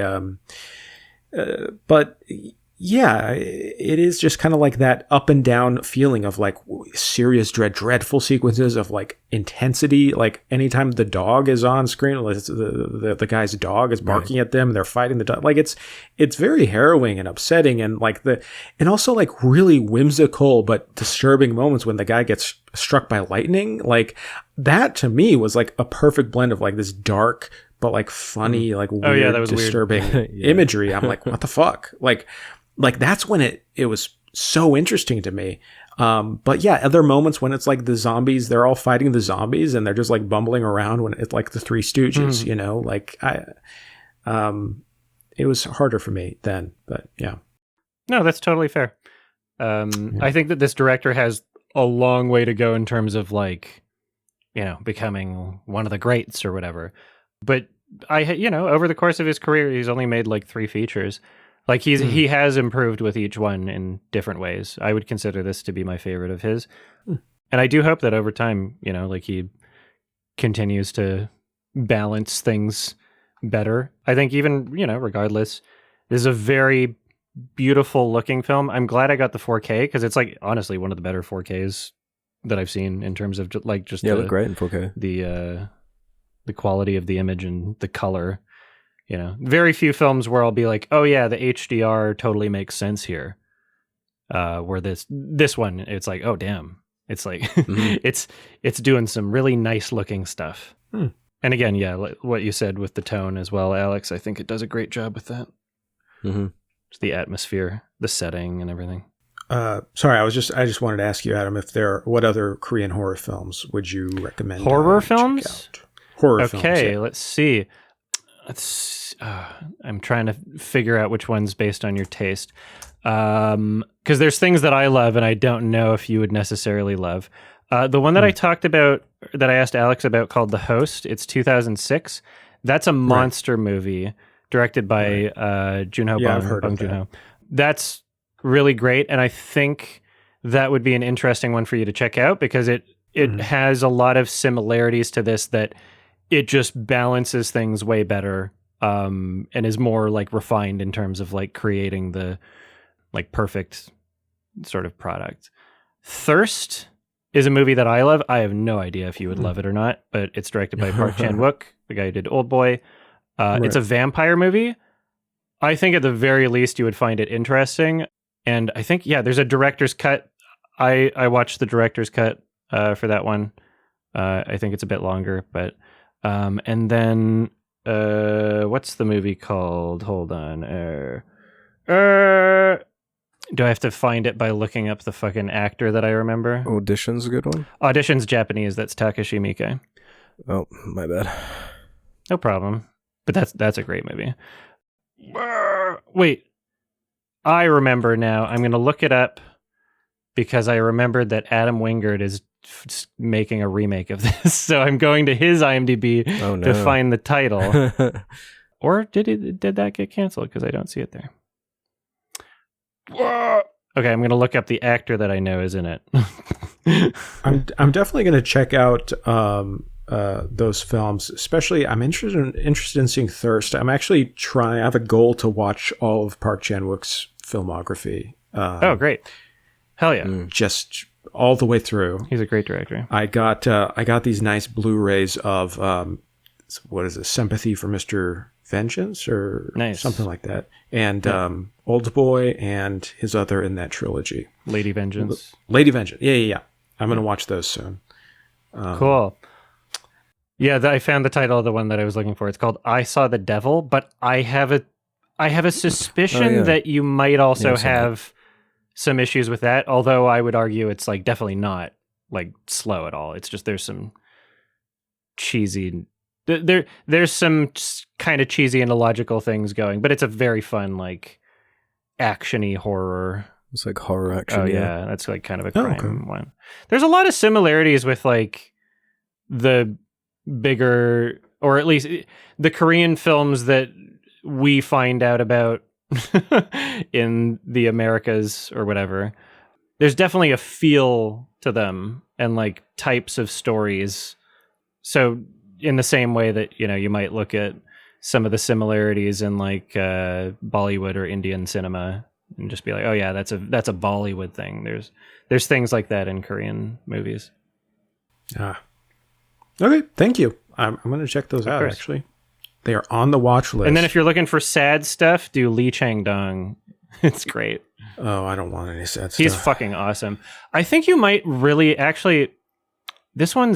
He's got one that's like less sad that I think you might love. And it's more of like a suspense kind of like thriller mystery sort of thing called Burning. You haven't seen Burning, have you? Oh, I've heard of that. Yeah. It's got Stephen Yeun in it. I've heard of this. And he's speaking Korean in it too. Oh, yeah, I heard this is very good. Oh, it's awesome. It's fantastic. I got to watch it again, honestly. All right. Yeah, I'll check that one out too. Hell yeah. I'm giving The Wailing, I think maybe a high 7, if not a 7. Okay. Nice. Yeah. I'm just about there. It'd be a low 3.5 star 7 for me. Did enjoy my time with it. It's unique. I get why people love it the way they do. I just found it to be a little bit long in the tooth. We could trim that down a little bit, I think. 6 out of 10. Nice. Okay. Oh yeah. Yeah, I'm glad I've seen it finally. Yeah. Good rec, though. Good. Yeah, good recommendation for the spooky month stuff. For the spooky time. It makes up for you watching Tron Ares. I enjoyed the conversation. It was good. Yeah. Same. Question time. All right, let's do some questions then from the Sardonicast community. Head over to the suggestion thread over on the subreddit. If you want to leave questions for future episodes, just like Machibu did, who says, for all the Sards, what was the transition like going from having a day job to doing YouTube full time? How did you know it was the right time to make that jump? What made the difference financially? And does it actually feel stable now? I imagine being a freelance content creator can be pretty demanding and stressful at times. Interesting question. This could be a whole episode. Yeah. The idea of stability is an interesting one, because it's like, I don't know. Even if I'm objectively comfortable, the anxiety I kind of use as fuel, like to. It's like never good enough. Like you gotta. I feel like all of us, in one way or another, have like that workaholic-y kind of drive. That even if you are objectively comfortable, you'll still be driven to do something. But it's kind of a tough question. Right time to make that jump. I had like a plan set out as far as like, right, I'm trying this for like 1 year. If it doesn't work, I'm just going to go in a completely different direction. Wow. Just happened to make it work in that year. Of course, it's demanding and stressful. What would you have done if it didn't work out for you? I was going to go to like art college or something like that. Just go down that direction. Nice. God knows what I would have wound up doing. How old were you when it took off? 19. Whoa. Okay. Yeah. So it's kind of all I know at this point. Yeah. Yeah, that's interesting. Huh. What about you guys? Well, I'll say for me, I had like a later start. So like I didn't really start posting consistently until 2020. And during that time, I was like full on, and I was in college, I was like transferring to UCLA from community college. And I was like getting my English degree, but it was something that Nadia was like basically forcing me to keep doing because I was like, this is a waste of time. I don't know. I'm doing this. And she was like, no, just keep doing it. And I'm like, all right. And fortunately, she was like already out of college. So she had like a job and we could survive. And like for most people, it's like you need that some kind of support system to try to make it on YouTube, because it's a lot of no money for a long time, and then when it does come, it's a very little bit. And you can't really go into it expecting to like make it a career, because it's very, very rare for that to happen. And it's like, even when you do, like you talk to any YouTuber, even the biggest YouTubers you might know, like they're probably anxious and workaholics about it, because there's like a lot of just unknowns, and it all kind of comes down to you coming up with ideas and, making it work. And, but in a lot of ways, it's very similar to like a lot of like gig work, or just like working as a contractor or whatever, like being your own, like a small business person or whatever, and being your own boss. Like it's the same type of anxiety I imagine a lot of different careers have, where it's just, it's the grind. You like always want to be working because you're afraid if you stop, then things aren't going to work out, or et cetera, so it's like, like there are so many great parts and aspects of doing YouTube full time. It's such a privilege, to be able to do it, because I'm doing something that I enjoy, first off. So it's like fantastic. But on the opposite side, like, it's the way YouTube works. It motivates you to be constantly working. Like it is very hard to take any time off at all, ever. So that's the downside, that it is always like, I never really feel like I can just kind of like turn it off completely. Like it's always like there. It's that's how I put it. Yeah. I mean, I always like had the intention of, at the very least, like building an audience off of it, but not not in a way where I wasn't still doing something that I'm passionate about.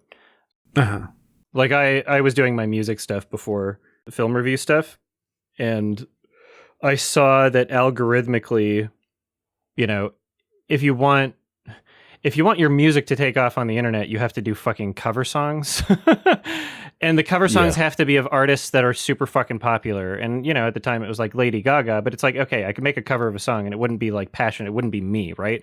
I care so much more about like authenticity and just like representing my true self, that I wouldn't want to like do this fake shit and then be like, oh, hey, check out my other music in the meantime. So that was never going to work out, because the artists that I like weren't popular enough for that to work out. And then, over time, as a film lover, over time, I started realizing that within like my own social circles that I was recommending a lot of movies to people, and people would ask me for recommendations that were like tailored to their own interests and stuff. And I was like, oh, okay, interesting. And so I also had a lot of, opinions on things that I thought everybody else was wrong about. And I saw Red Letter Media doing things in like a comedic edited way, and was like, oh, okay, I can do it like that. I don't have to do a vlog format. And so I was working on my YouTube channel while I was working other jobs, like 2 other jobs at once. And my rent was pretty cheap. I was paying like $650 a month with a bunch of roommates in like a basement suite. It was cheap for Vancouver at the time. And I was just eating fucking hot dogs and fucking mac and cheese, craft dinner, and like ramen noodles, like all the cheapest shit I could possibly eat. I didn't drink. I didn't go out. I didn't like go to the bar or anything. I was like very frugal, I guess is the word. Yeah. And yeah, like it took me so fucking long to save up money for like a good microphone. And that was almost a disaster because it was defective and I was having trouble like returning it. And I was like, okay, if you don't let me return this, like I'm fucked. Like literally financially fucked. Like it sucked. And then eventually after I guess my channel started in summer of 2010 and eventually my Megan is Missing review like got to the front page of Reddit because I posted it there on my cake day. I strategically planned it out. I learned what a cake day was. Oh yeah. And was like, ooh, people are more likely to upvote you on this day. And then I waited and then did like a, cringiest movie ever made title or whatever. And it was already a video that was like doing well. So I picked one that I thought would do well. Yeah, yeah. And then because that got to the front page of Reddit, I then had an extra $600 in my bank account after the ad revenue went through. And there was this new website called Patreon that some people were suggesting. And I'm the type of person where I have like a fuck it, like I'm doing it mentality. If it's something that I care about, I'm just, I'll take the risk and just accept the consequences if it doesn't work out, because it's better if you tried than if you didn't, or at least that's how I feel. And you can always learn from an experience sort of thing.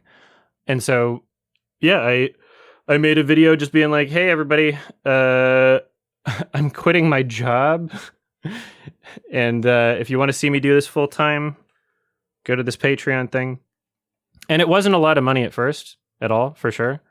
It was like just barely enough to make rent.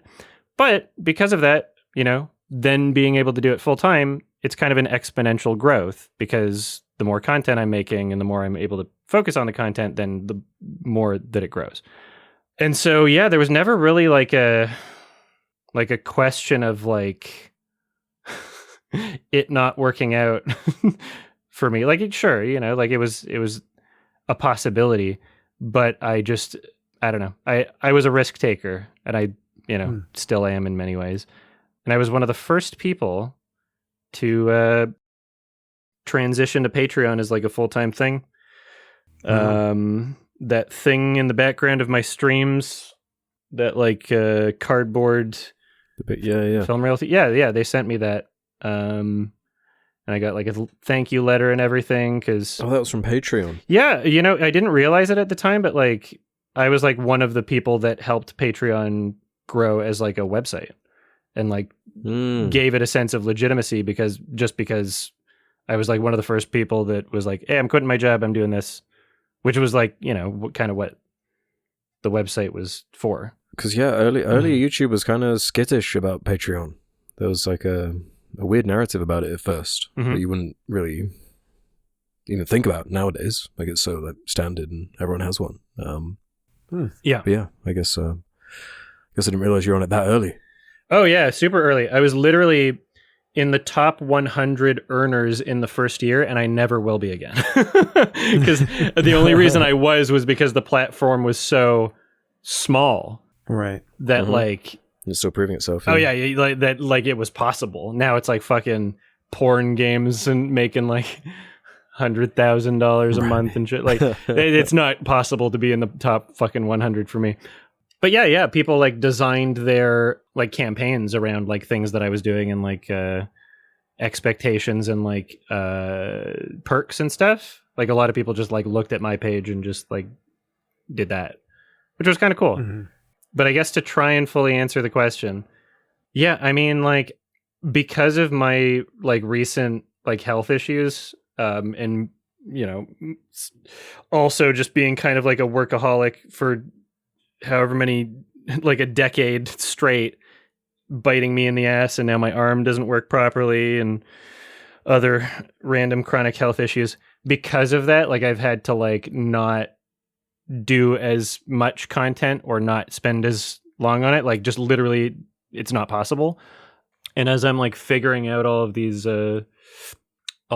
things for how to like get back to making the flagship content, but also not have as much of my arm doing it, and not be literally only working and not having a social life or any kind of like personal relationships or focus on my health, like trying to fit in things that I should have been fitting in this entire time. You know, like the channel's not doing as healthy as it was before, and that's just kind of the reality of it. And so I've had to like restructure, you know, the amount of editors that I have. You know, I've had to like lay some people off and, you know, do a lot of work in terms of like making it work again. And it does work again, but like, yeah, it's an ongoing process to figure it out. At the very least, I'm thankful that I have like a good core audience, and I'm thankful that I have like a solid Patreon, because it means that I was able to actually take some time to figure this stuff out and be sick. And like, you know, I'm very, very privileged to be able to not go bankrupt in like a disaster scenario where my health takes a fucking nosedive, because a lot of people don't have that privilege at all. And it's very sad. And I wish that it was the standard, and I wish there were more social safety nets, and I wish we had UBI, and I'm just like, you know, I'm fucking lucky. And yeah, I don't know if I answered the question. Went on a ramble. Sorry. Thank you. No, that makes sense. No, it's good. Yeah. Right. I'm starting to fade, so can we do a couple more? Yes. Let's do this one from Twerpismite. Apologies if this has been asked before, but after watching 1973's Belladonna of Sadness, I noticed a lot of the top reviews on Letterboxd seemed to misunderstand what the film was trying to convey. They took it literally and thought the film was misogynist, and I felt the complete opposite. So my question is, do you all think that there's a lack of literacy comprehension skills now more than ever before? And why could that be? I've also seen similar scenarios with One Battle After Another, Weapons, and Eddington. Thank you. I'm a big fan. You're the reason why I now hate the MCU. Nice. So I'm like, I'm really curious about, I haven't watched it yet, the Ben Shapiro One Battle After Another video. Oh, man. That's kind of the latest in this slew. But you know, it's been an ongoing thing, I feel, with a lot of people just kind of missing the point, or not even wanting to exactly see the point. Like yeah. They're just like political tools, I guess, or just like ammunition to just hurl in one direction without even really thinking about it. Or it's like the Ben Shapiro one's like a while, because it's like, do you even like movies? It's sort of like you just seem to, you don't even care. It's not about the movies. No.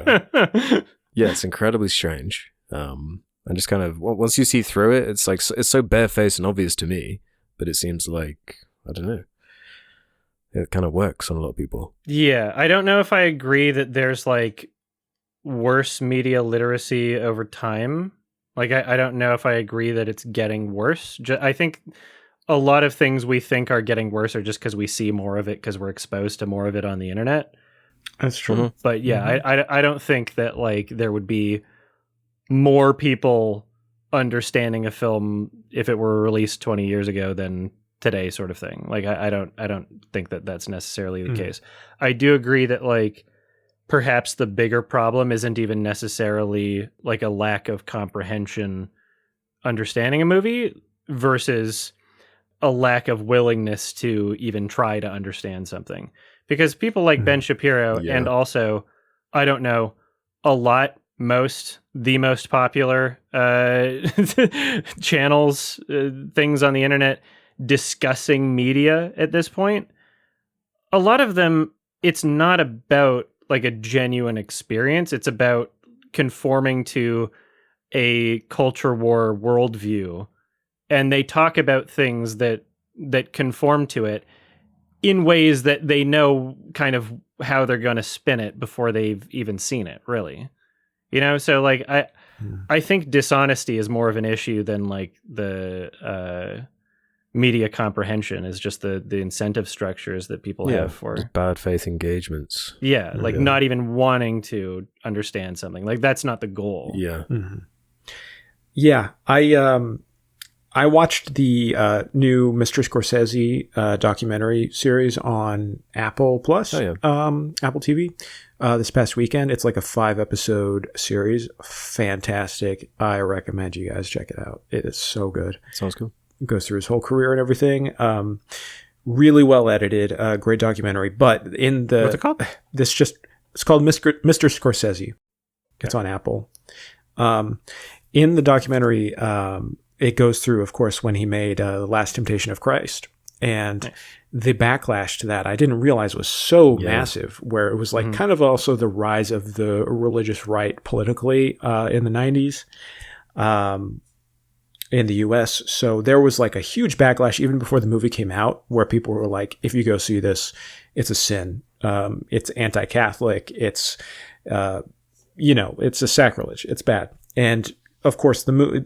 Then they explain that like they haven't even seen the movie, but they're like, "Why would I want to see this? I know already what it's going to be." So it's like the same exact type of thing. Where I'm sure most of the people who are watching these like bad faith reviews of one battle after another through this political lens, this conservative political lens, aren't going to watch it. Weren't ever going to watch it. They want to watch.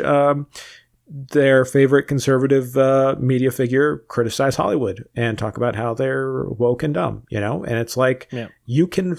I think maybe the problem now isn't less media literacy. It's you could find literally any voice, any person online who's making money selling some narrative. You can find anyone to fit whatever you want. So it's like there's so many voices out there that you can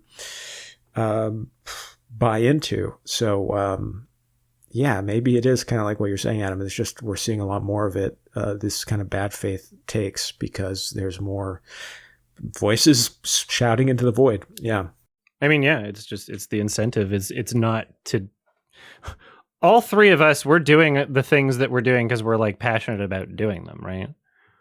It's not like there's a worldview that a oil company is telling us to promote, right? Like, it's just people, maybe the media literacy issue isn't necessarily with films, but maybe it's with like internet content and people not being able to properly understand like who is being good faith and not. Yeah, definitely. And the algorithms and what they're feeding you.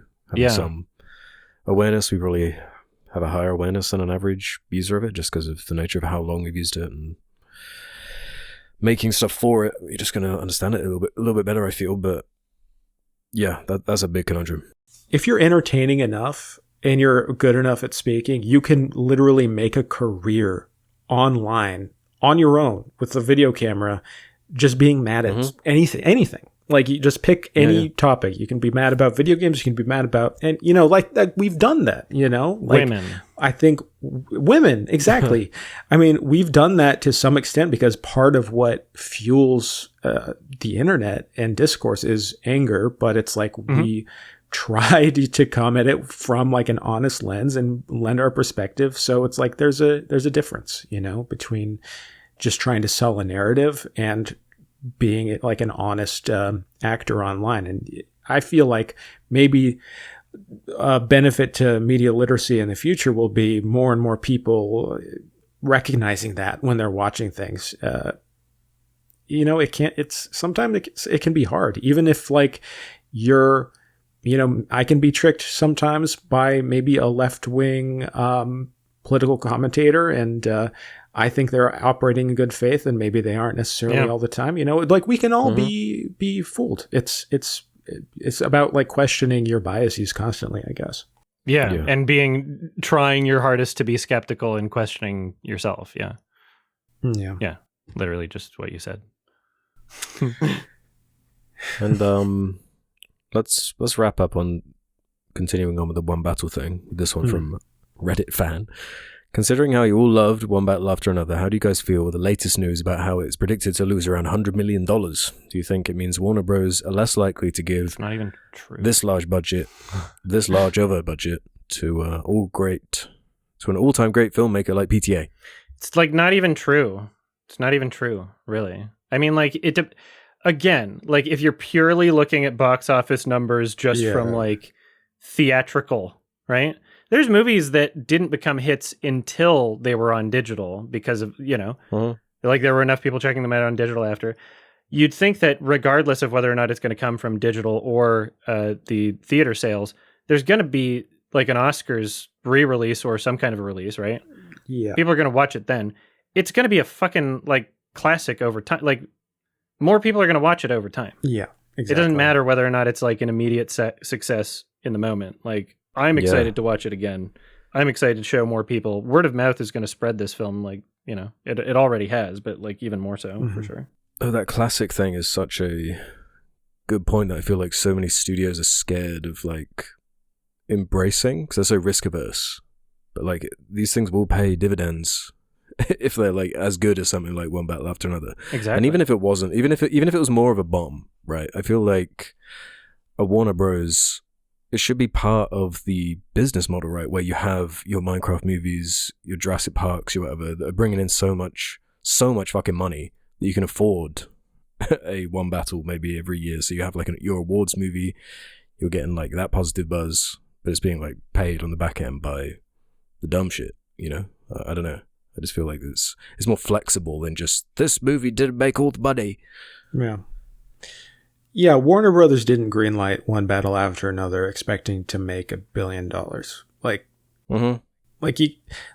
they are aware, you know, that I'm sure they put a lot of thought into, okay, well, how much can we afford to lose on this? And factor that into it. I'm sure it's actually kind of doing better than they expected, you know, on some level. You also have to remember, like, these studios are not transparent at all ever with how much money they're making on the back end ever.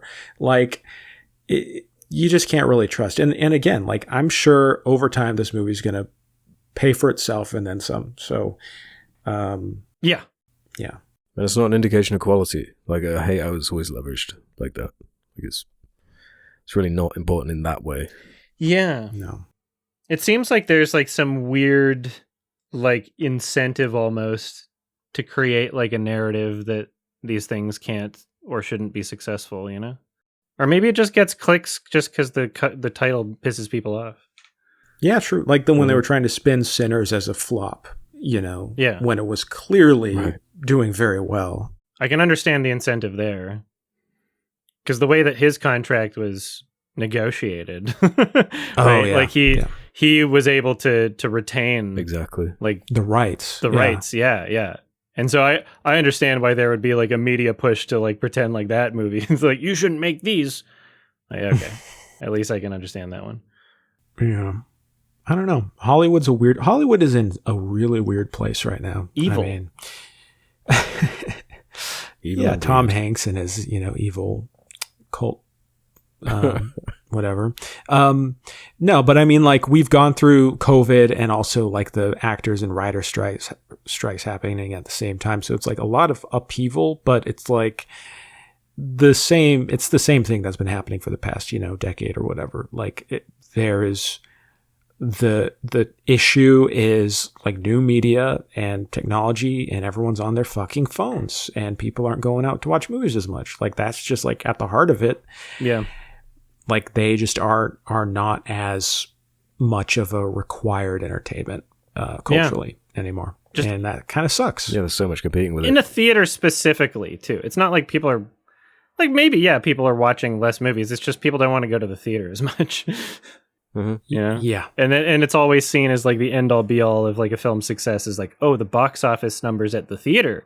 When in reality, it's like, okay, well, I'm sure the home video and streaming revenue is way more than it was 10 years ago. Like, that makes up a bigger chunk of the pie. Yeah. So... Yeah. If you think the back end is bad on, like, box office and that kind of stuff, like the streaming thing is a whole other kettle of fish. Like, whatever is going on with that money. Oh, yeah. So strange. These, like, loss leaders and the way they invest is just like, what? The most random shit would just have, like, $100 million budget, like, pumped into it. It's like, what? Yeah. Like, what is going on with these numbers? Like, it's so fascinating to me. And I wish that was transparent, because that would be a really interesting conversation in terms of, like, whether or not a film was financially successful for streaming numbers, you know? But yeah, you never... Now it's, like, even harder to just find out whether or not a film was successful. Yeah. From a financial success. No, it's almost impossible, because it's so abstract, you know, when you find out that K-pop Demon Hunters has like 100 million hours every day. What does that even mean? Like, how does that translate? Like, yeah.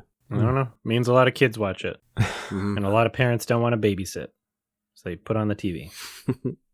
That's what I do. I just throw on, Paul Thomas Anderson's filmography. Say have fun. Funny games. Yep. All right, cool. Yeah. Thanks for the questions. We did it. Thank you. Thank you. We're all fading. We're all fading. I'm doing great. I can feel my voice going. You two are sick in the head. Yeah. So, but this was good. Thanks for toughing it out. This was a good episode. Sure. Yeah, I like that. Nice variety of movies. A little bit scary. Mm-hmm. Yeah. And we're not just talking about Tron Ares. Mm-hmm. I think it's my turn to recommend. Yeah, it is. Go for it. Adam's Rack. What you got? Well, so there's the in theaters, kind of the stuff I want to check out that's new before next episode. It's not like big name. It's not Tron sort of thing, right? So I want people to click on the video. So I'm going to go with the classic here that I think enough people have seen to click on the video for. And the stars kind of aligned because this has both Jared Leto and Marlon Wayans in it. Requiem for a Dream. Oh, we're doing Requiem. Nice. Jake's never seen it, I've right? never seen it. Nope. Okay. Shit, okay. I hope you love it. It's a high anxiety film. That's all I'm going to say. I fucking love it. Yeah.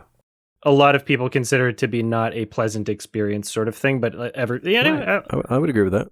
there's so much about it that, I'll see this movie anytime. Well, I feel like you're always recommending such a good time. You're always recommending such fun, good feeling, good vibe movies. So it's smile on your face. Yeah. I think it's fine for you to recommend one slightly disturbing film. Yeah, for sure. Someone's got to do it. Someone's got to do it. Someone's got to do it. Sure. It's been a while, but I'm looking forward to revisiting. Hell yeah. Yeah. If you don't want to be spoiled for Requiem for a Dream, 2000, directed by Darren Aronofsky. Watch it before the next episode comes out. I don't even think that's how it goes. Oh, wait. Ass to ass. No, you've got the rhythm totally wrong.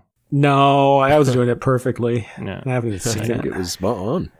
Yeah. Watch it before the next episode comes out. These episodes come out every 2 weeks. You can listen to them early by going to sardonicast.com, sign up for premium, or patreon.com/sardonicast, or hit the join button below, the members thing. You can listen to them early as well.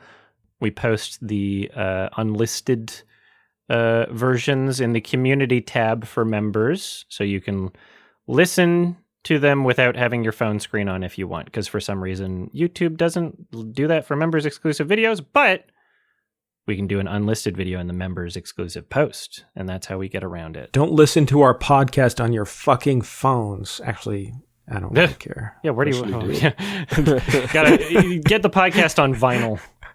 Yeah. Oh my god, that would be such a weird thing to sell. We're releasing the next episode on vinyl. Speaking of selling things, we're getting our merch thing figured out right now. Let's see if there's we're gonna make a URL for the Sardonicast stuff, but right now there's certified normie masterpiece stickers. Oh yes, yeah, baby. YMSmerch.com is where they are right now. Oh my god! And we're gonna have some more Sardonicast merch stuff, and they're gonna be in their own little storefront thing. But right now, that's where they are. YMSmerch.com. I'm so happy. The Normie Masterpiece sticker set. You can put them on any film. Oh, I'm looking at it right now. You can you can put them on movies that you think are certified Normie masterpieces, or on people. Oh my god! Yeah, with their consent. With their consent, yeah. Oh man, I'm getting 10 of these. Perfect. Yeah, all right. Thanks everybody for listening. Have a happy football. Happy whaling. Okay. Happy whaling. Whale. The happy Jared Leto. Happy Jared Leto and Marlon Wayans combo. 2 episodes in a row. Okay, let's keep that streak going. All right. Thanks for listening, everybody. Bye-bye. Bye. Bye.